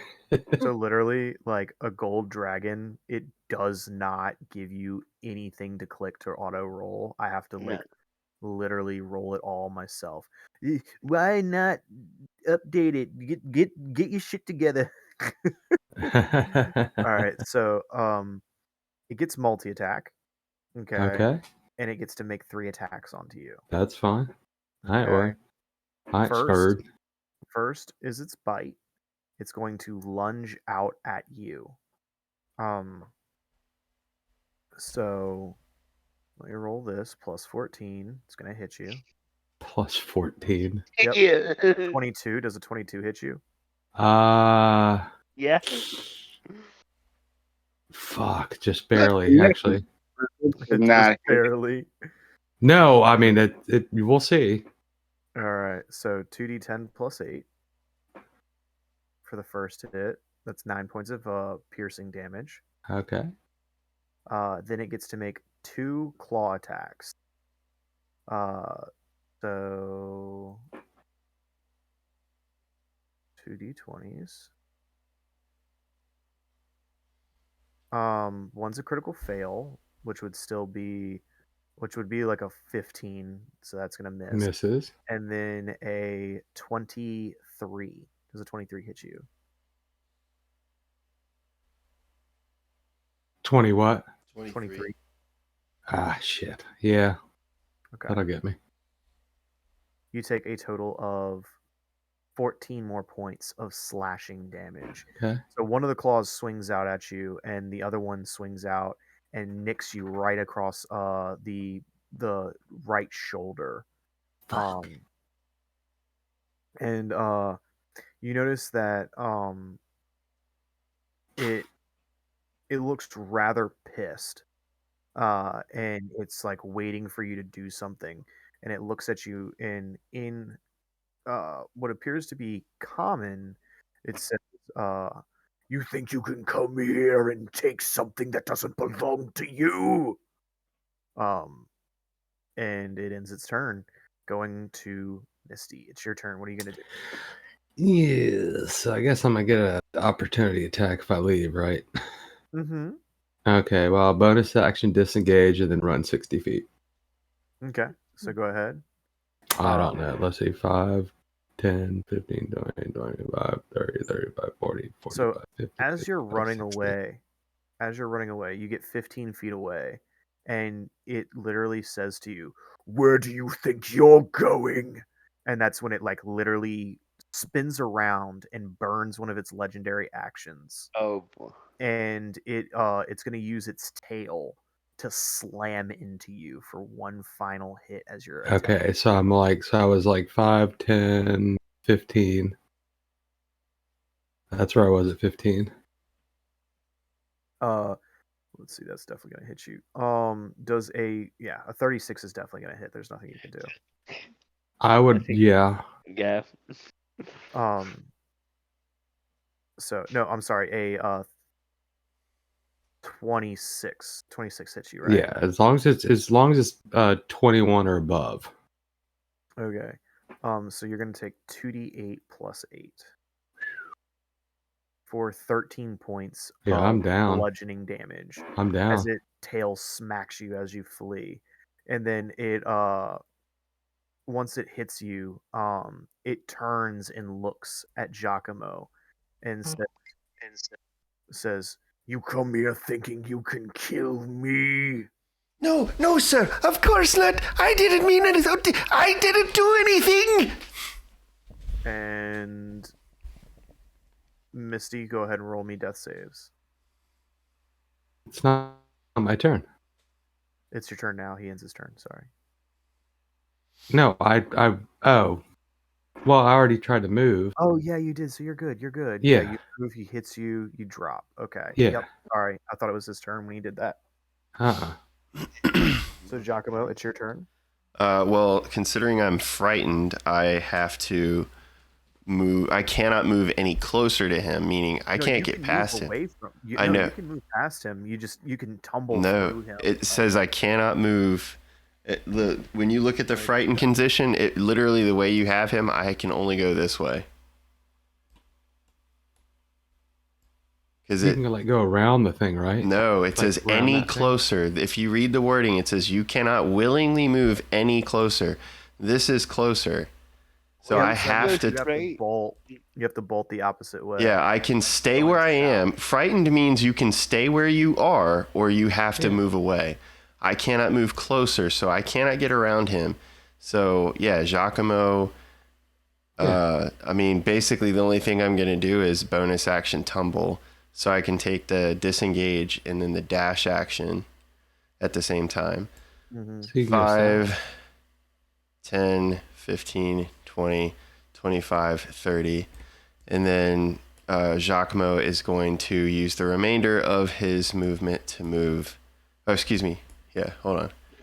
5, 10, 15, 20, 25, 30. Okay, yeah. 5, 10, 15, 20, 25, 30. So Giacomo. Who moved my gold pile? I'm not moving your gold pile. I need cover. Let's see, hold on There's one these second. pillars. I'm going to go ahead and move over here and duck out behind the pillar. Okay. And I'll end my turn. You're not going to try and run out? I don't have enough movement. You can go south. There's a whole other door down at the bottom. I don't know that because we didn't go left. We went right. It's okay. It's brightly lit. This gold is irradiating light throughout the entire chasm, like cavern thing. No, and I get that. I get that there's another. I get that I would see this, but I can't line of sight. I would not see like any of that, so I don't know where it leads or where it's going. Thank you for not metagaming. So really quickly, You did this, Misty! You did this! everyone, I'm unconscious. Everyone, roll me a wisdom saving throw. And I don't know if this would reach him or not. I might be able to say, I could do a cure wounds, but I don't know if it has the range to reach him. Let me see. No, it does not. I can heal him. Oh, it's touch, so I can't even do it anyway. Well, don't worry about me. Yeah. All right. Cool. All right. Wisdom save. You said 17, which failed. I got a 21. 21. Okay, Giacomo. I actually also got a 21. So it's Giacomo, in the game log. That's crazy. Giacomo and Olan, as you're running, both of you kind of like catch your breath, and you're like holy shit, Misty just died. Like I didn't see Misty die. I don't know Misty died. This is all happening at the same time, so it's like she stabs him. You're like the transformation happens. She's like, oh shit, whack, whack, whack, whack, whack, and yeah, so literally like less than 60 seconds worth of action just took place. 6 seconds. Yeah, less than like 6 seconds action. Yeah.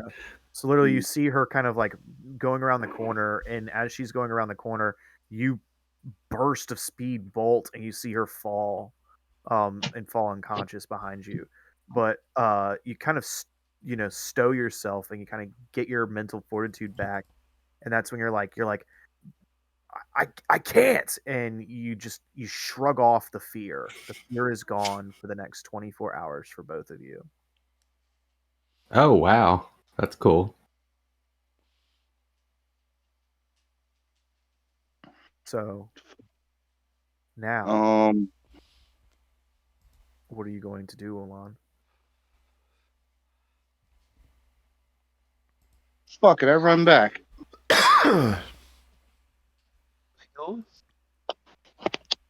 Yeah, I run back. You get right where the Misty is. What are you gonna do?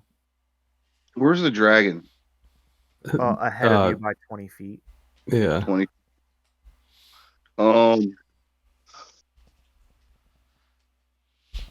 I say to the dragon,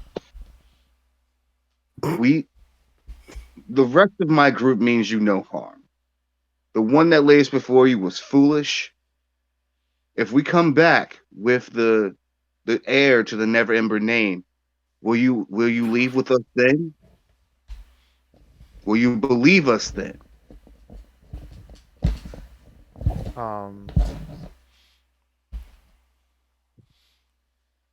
You see him snarl and snap and say, I've already spoken.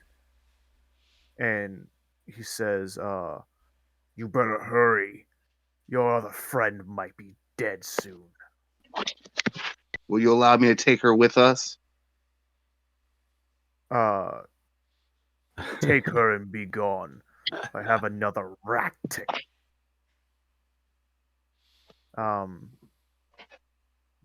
So I'm going to let you know that you're going to get hit.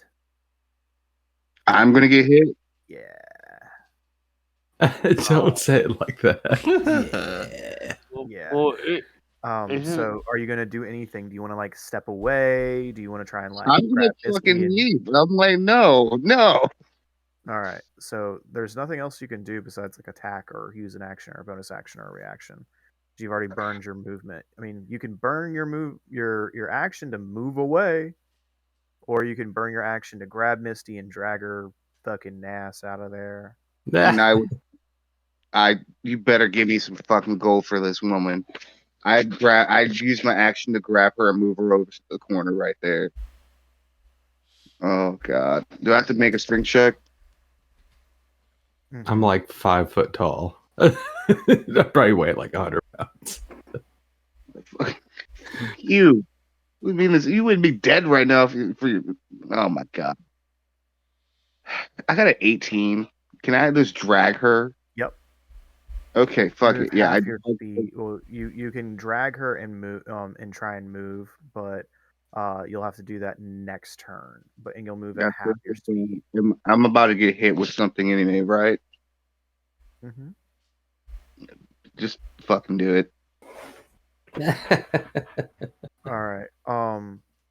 So Lesra, it's your turn. What are you gonna do? Yeah, I don't know what the hell Owen's doing. Trying to save Misty. Yeah, but I cast Healing Word on Misty. Hey, Where there are you go. you? Nicely done. Where are you at?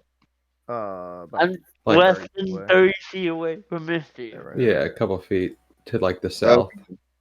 All right. So, let me get to Healing Word.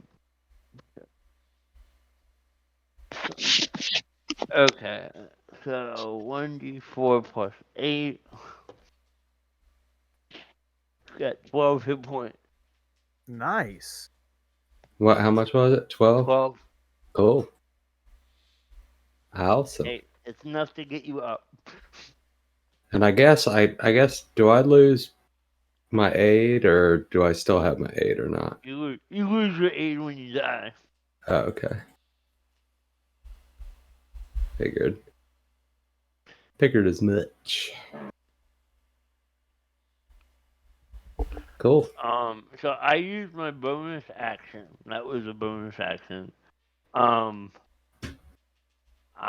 am going to back up Smart towards choice. the step, Mhm. but not go up them. Damn it, that sucks for me. Okay. Well, I don't want to get hit by the dragon. That's not my problem. So the dragon, from where it's standing, Olan, Misty, you come to, and as you do, it inhales. You see what appears to be like glitter or like light pour into its nose, and it opens its mouth and breathes out this massive 60-foot cone of what appears to be this brown, rusty like energy, this like chemical, and it waves, like it wafts itself over the two of you. How do I not have 12? Both of you need to roll me a DC strength saving throw. Oh God! Strength save. Oh man, we just got farted on. This can't be a dex. Nope. Is this because of Tiamat? All them years ago, Tommy, is this the reason why you're doing all this bullshit? Ryan, a I'm here to 10. show you what gold dragons are made of. And you fail. You utterly fail. I have a 0 strength. Well, 19. Okay, you I got a 19. fail as well. From Fuck here you. on out, for the next 10 rounds, for the next minute, you all suffer a strength-based disadvantage on strength-based attacks, strength checks, and saving throws Oh, for the next 1 minute. means I'm nothing to charisma me. based. Yeah, that means nothing to me. Okay. I have a Charisma based. 0. I have a +0 anyway. It doesn't matter. So It can't get much worse. then it's going to rotate its head. Oh wait, that was. Oh, let me roll. Let me roll.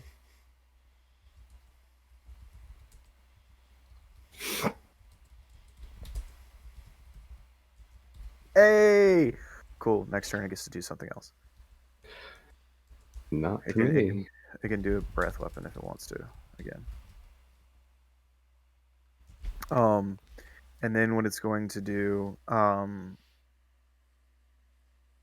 is because I mean Misty's still kind of passed out. It's going to 5, 10, 15, 20, I 25, kind of have like half my hit points, but yeah, go ahead. 30. I mean, you know what? Fuck that then. It's going to it's going to move forward, and it is going to bite you with a 10-foot reach. You want to fuck with me, man? I mean, do whatever you want. Because we're so fucked. Basically. Does a 17 hit you? Shield, no. Okay. It's going to make a claw attack at you. So it's a 21 now, my AC. Critical hit. Damn. I mean, my Doesn't matter. it's Crits beat. crit, yeah. How much? Well, I mean, you only have 12 hit points. You're going down. You take 16. 16 plus 8 is. See if it kills me outright. You take 24 points Well, that was of close. slashing damage as the claw. You like come to, you get healed, and you come to, and like you take your breath and you look up and you get hit by this smoke, and you're like, oh, bad breath. And then like it literally tries to nip at you. You slide out of the way, and it's like, oh, I can't get you with my mouth. And it like reaches out with its claw and just slashes you right down your leg, right across your thigh. And you scream and you pass out from the pain. That As was this close. happens, as this happens, instantly it diverts its attention because it can't reach you, Olan. It's so big it can't fit through that space. And it's like, another mouse to play with.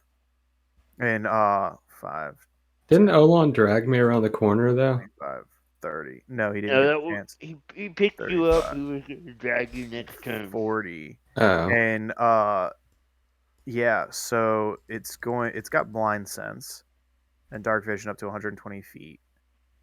It's going to roll a perception check just to see if it sees you. I'm gonna give you the benefit of the doubt. Do you want me Ryan. to roll stealth? Yeah, Okay. I could roll trash. You never know. That's true. Yeah, see, I rolled Gold dragon. I rolled godly. So I it's- rolled trash as well. I got a 10. So it sees you, and you got your back pressed against this pillar, and you hear it chuckling. It goes, I can smell the gold in your pockets. No, please! I didn't take anything! You were trying to take this gold from Lord Neverember and its people. No, I wasn't, I swear! You're not the only person to try and come down here. You think you're the first? You won't be the last. And it's going to make an attack action. at you. Oh, man. Brace for impact.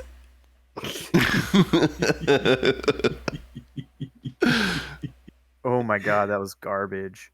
So you'll probably survive a 17. It hits. Dude, my armor class is a 13 right now. You don't have a- you Because don't he have doesn't shield? have. I have literally no armor. No, he has no armor. He Oh took his my armor away from him. Even with armor, my AC was only a 14. Do it. You're so And I only have 23 hit points, by the way, because we didn't short rest like Giacomo wanted to He do. won't kill you. He won't kill you outright. Oh, I don't care. Yeah, you should totally kill him. No, I can't. Yes, you I actually can. can't. Not with the amount of damage. Oh, yeah, you'd have to do 46 points of damage to kill me outright. Do double his damage. 13 points of slashing damage. Okay. So you're at 10. And he ends his turn. All right. So it skips over Misty because she's dead or she has to make death Oh, saves. I got the death saving throw. Yeah.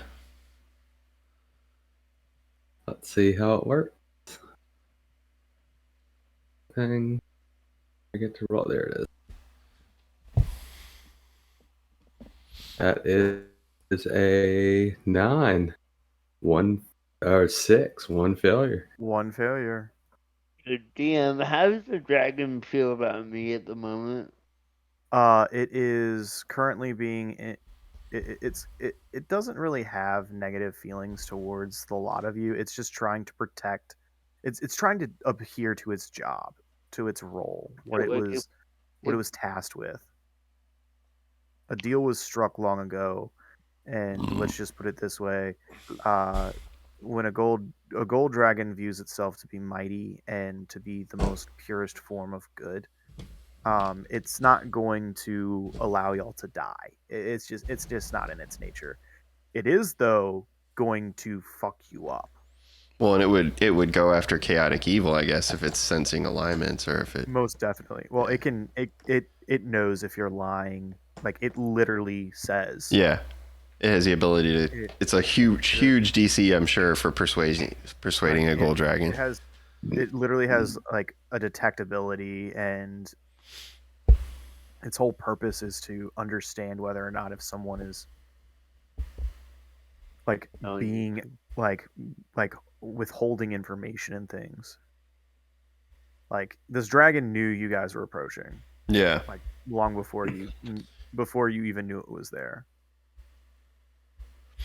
So, but anyway. So is it Giacomo's turn now, I guess? Mm-hmm. You try to run away. Yeah, I mean, I'll bonus action tumble again. So that's disengage and dash. Mm-hmm. 5. Are we doing diagonal movement rules like? Mm-hmm. Okay, so it's 5, and then this is what, 15? Mm-hmm. And then it's just 5 feet after. A diagonal counts as 10 square, counts as 10 feet. Well, the first is one. 5, and then the second one, right?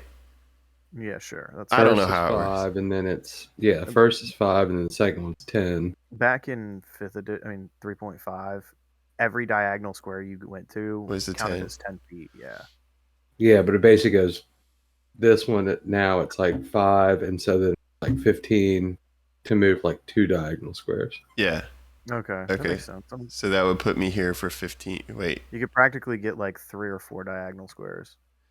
5, 10, 15, 20, 25. Yeah, you could literally get to like here 3 squares away for So you get there, and then are you gonna just like, what are you gonna do after that?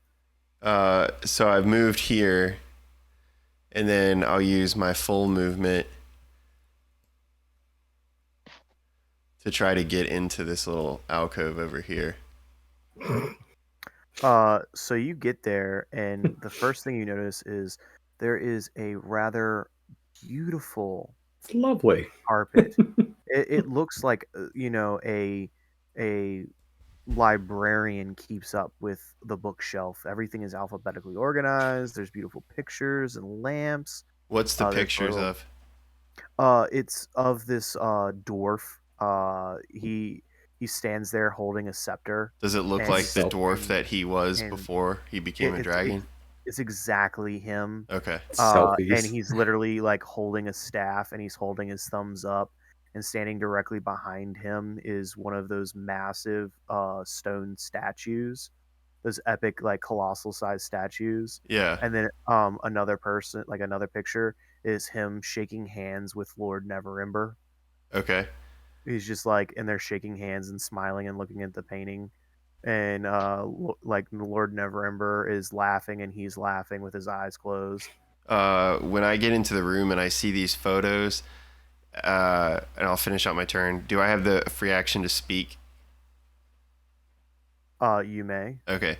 So Giacomo sees the paintings and pictures and all the above, and I'll say, Well, don't you look youthful and vibrant? These are lovely memories. Wonderful photographs. and I end my turn. Unless you want me to persuade him with saying that. I want you to break the photograph. No. You can roll me a persuasion. Olan and Lesra. It is your turn. Olan's first, Lesra second. All right, finally, 21 persuasion. Okay. On his turn, you will see how he reacts. Nice. Okay. So, second.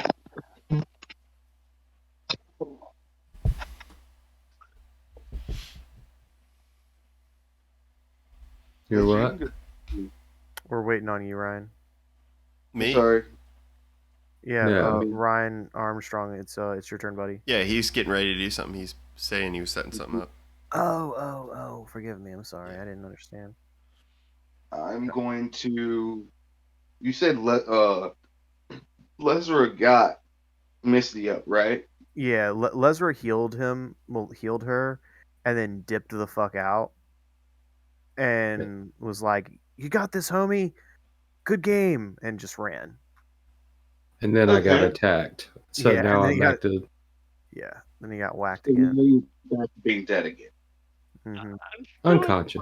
I'm still at the bottom of the steps. I just didn't want to be anywhere near the dragon. Yeah, seriously, the smartest decision you could have done was to move because you were literally in the range of the weakness blast. I'm going to roll a medicine check on her. Okay.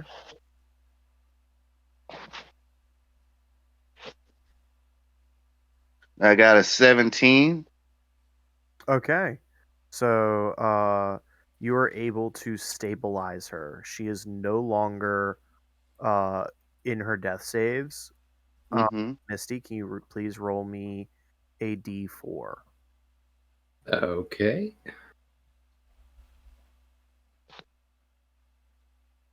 I got a 4. In 4 hours, you will become conscious.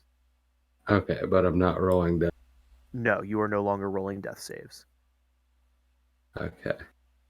So that All counts right, as and action. Okay. Gotcha.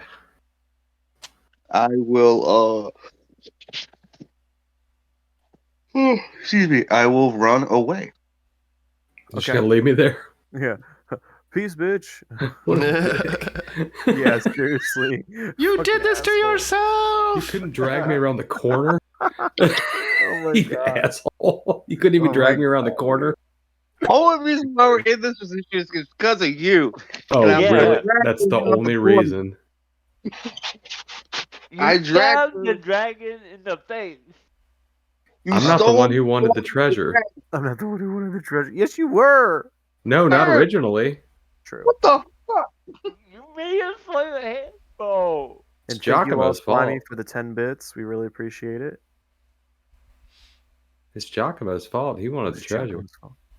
All right, so my turn. it is your Well, turn, Lesra. What are you gonna do? If I wanted to drag her around there, would I be able to just Just you fuck could it? pull me around the corner. Technically, you could not because you. I'm weak as fuck, right? No, I would try to, and I'm like, I can't do it. I'm sorry. I'm crying fun. about it. I run away. It's fun. I just run away. There's nothing I can do. All right, go ahead and move yourself. Okay, I'm gonna move 15 feet up.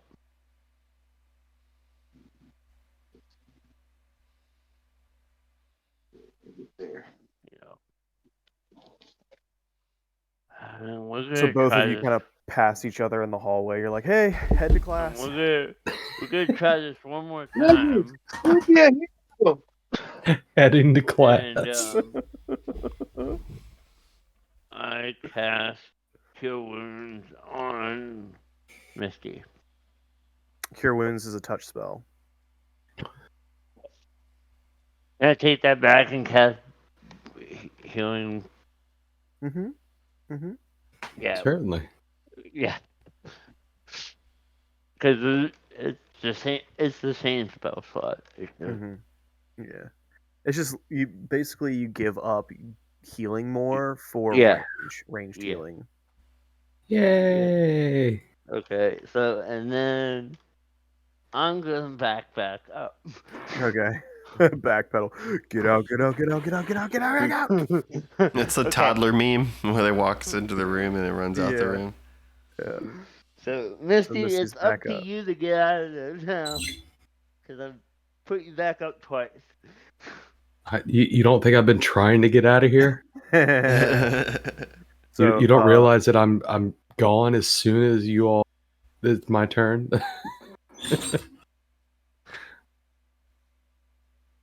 so It's the gold dragon's turn. Yep. 5, 10, That's the problem. It's the gold dragon's turn every time you heal me. 30, 35, 40. It gets right up on you. Jesus Christ. And it looks down at you and it says, "Oh, you find art to be as entertaining as I do." Well, of course I do. I'm in the performing arts. And immediately it reverts back to the dwarven figure you saw. Thanks.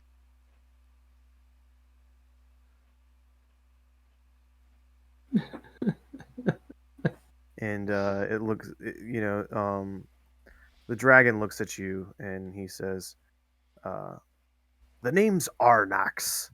I've been here for quite some time, and let's just say I've taken a job for Lord Neverember. He's a right good fella. He's given me everything that I've ever desired." And he looks over at the staff and he gives it a good look over and he says, "Look, I don't want to kill you, but I will if you touch any of this treasure.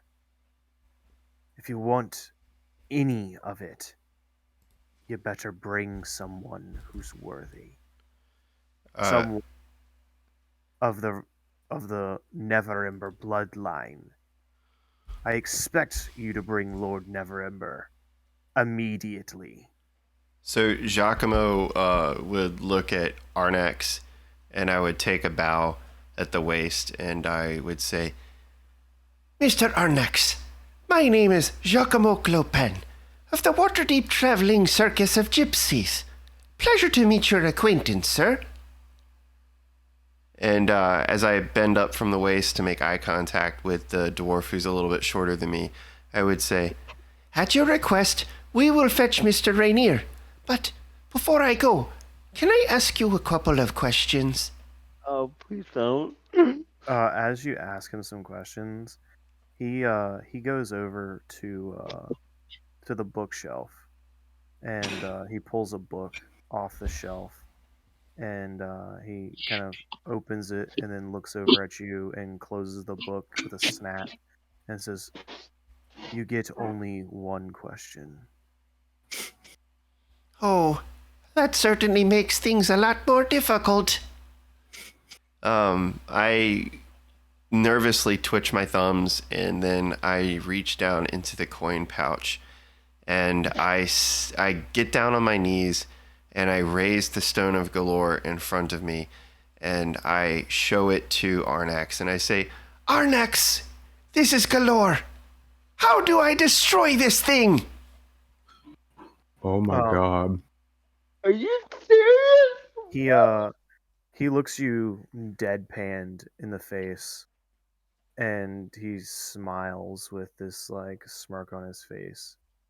and you see him like kind of turn away from you, and he opens this book with his back turned, and he kind of chuckles, and he slides the book into his like golden red kind of jacket, and with his back turned, he says, "You don't,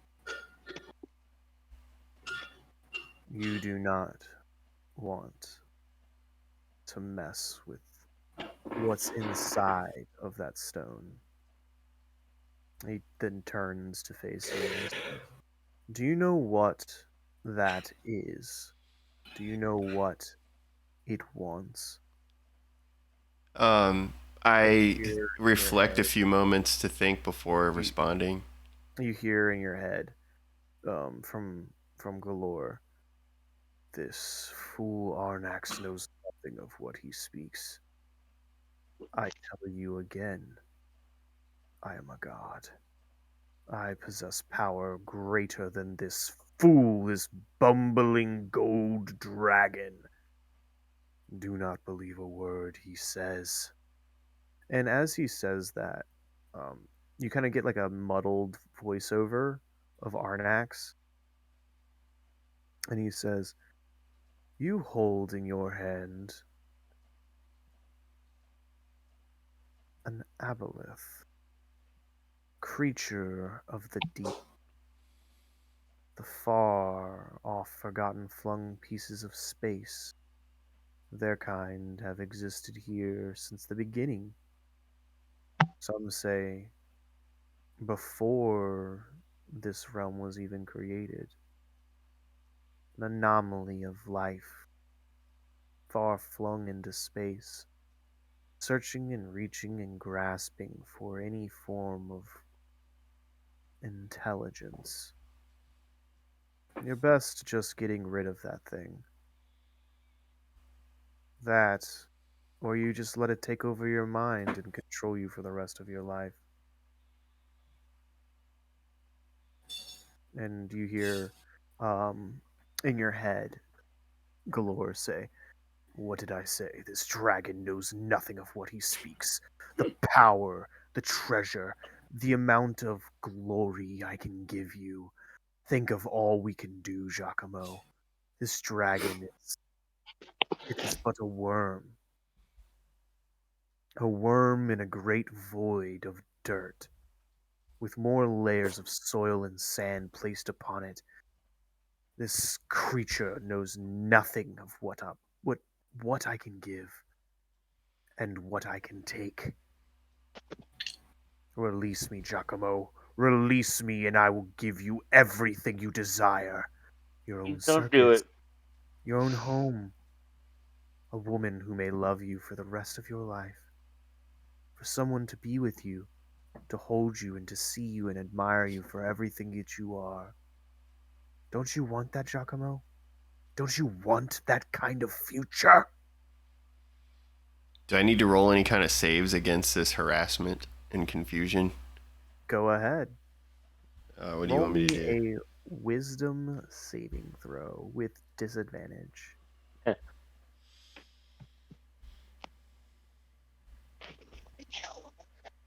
The dragon slowly approaches Oh, you. that's a 2. A two.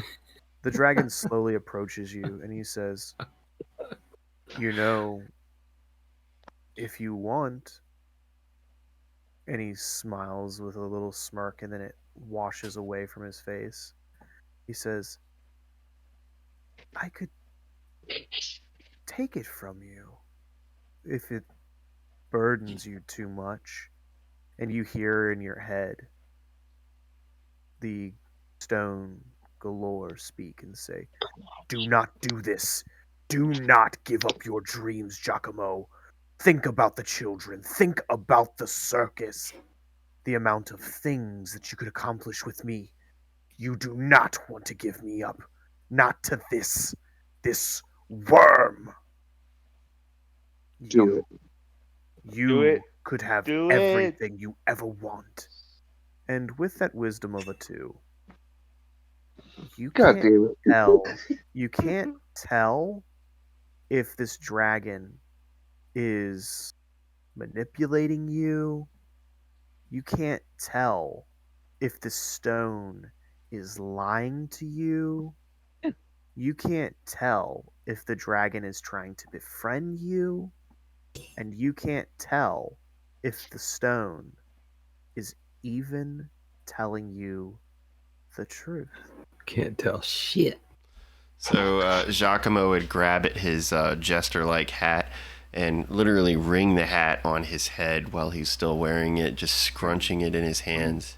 You hear in your head, "What can this dragon offer you in return for the knowledge that you seek with me?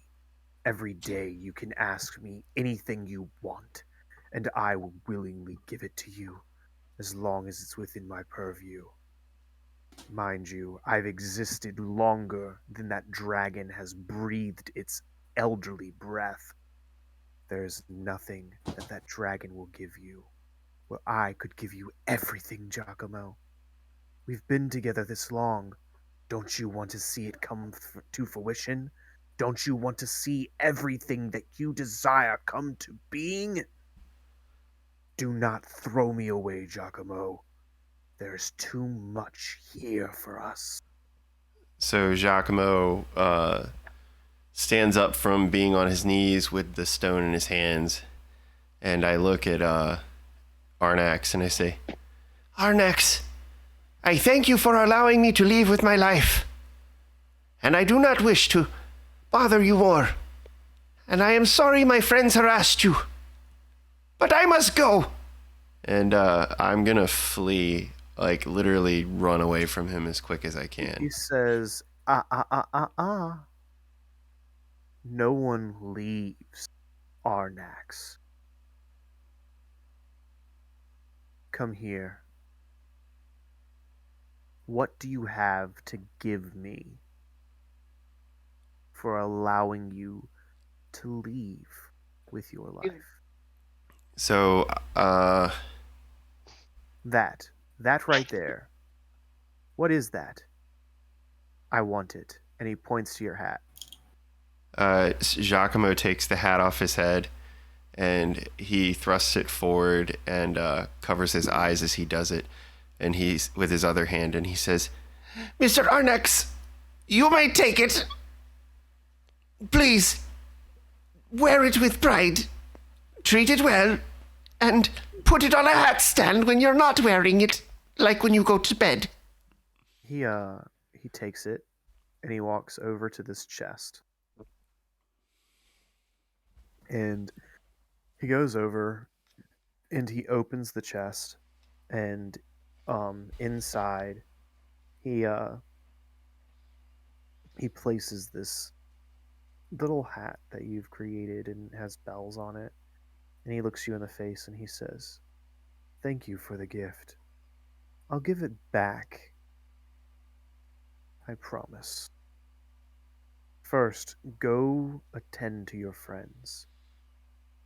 Think of it as being kept safe until your return." I would I give him without one of the Never Embers. I give him a charismatic salute with my hand, and I say, Oh, Mr. Arnax, I promise we shall not return without Rainier with us. And thank you for your mercy, sir. Thank you.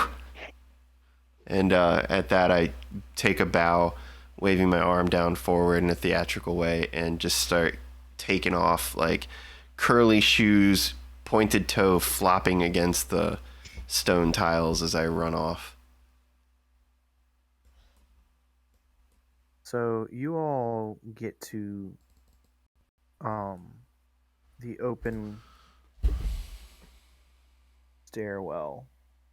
Misty, would you attempt to go back and try and grab any treasure? Please don't.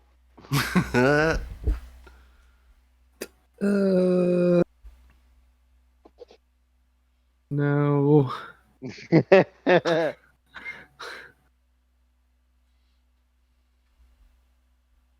If there was something really close by, I might, but there's not. No, there really isn't. So No. you all slowly ascend and you make your way up these spiraling staircases. And you make your way through this little makeshift, well, not makeshift, I'd say, the spiraling staircase and up into this room full of suits of armor. And there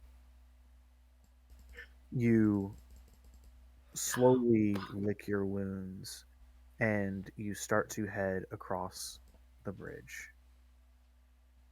Do you guys want to rest there? Do you guys want to like keep going and go get Rainier? Like, what do y'all want to do?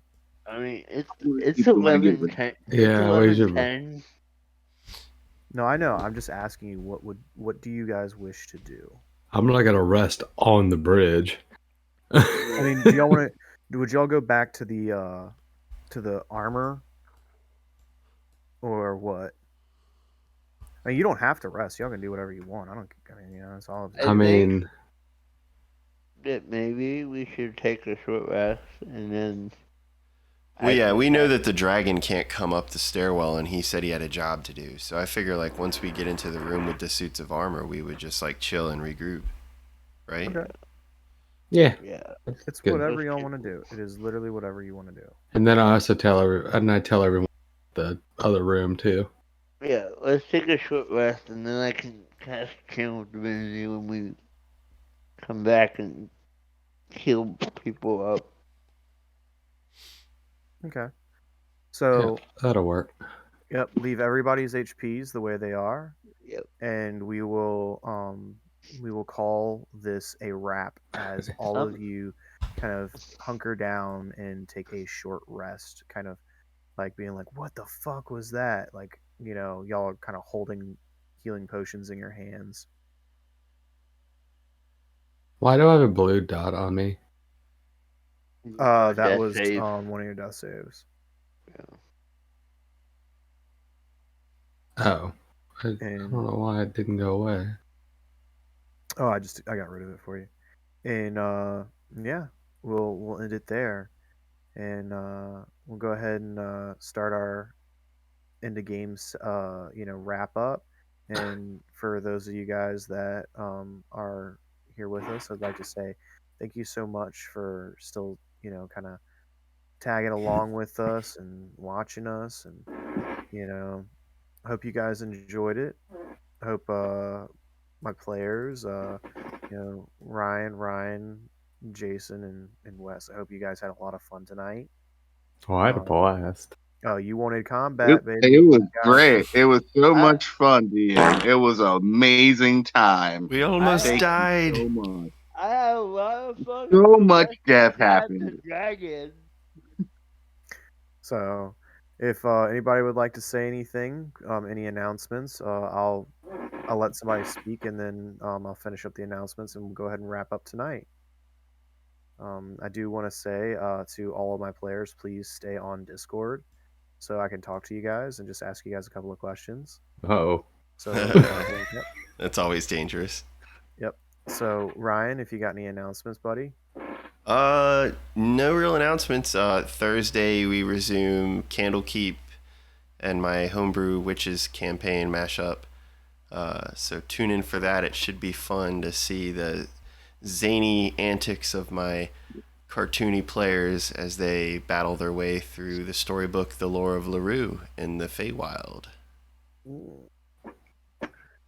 And I do hope that everybody stays tuned for our Wednesday game. We didn't have a game this past Wednesday due to one of our players having a health issue. And this Thursday, well, I mean this Wednesday, should be all clear and fine and dandy to run a Vampire the Masquerade game. And yeah, if you guys want to see more of this and see a lot more of us, please come and check out those other days and check out our I'll, Facebook channel. I'll say if you want to see, if you missed the Battle Royale, come Yeah. check it out. And we've got another battle royale going to be happening here in like a month. Yep. So if you want to see kind of the madness we've created, it's Jason. Do you want to tell a little bit of about what's to be expected in this So battle royale? so I will be DMing the second battle royale, and it will be D&D meets capture the flag in an all-out war. 3 teams of 2 people against each other. So I think it'll be highly entertaining. I agree. But again, everybody, thank you so much for tuning in and watching us. And please love somebody and have a good night. Night, See you y'all. next Monday. Bye. All right. Bye.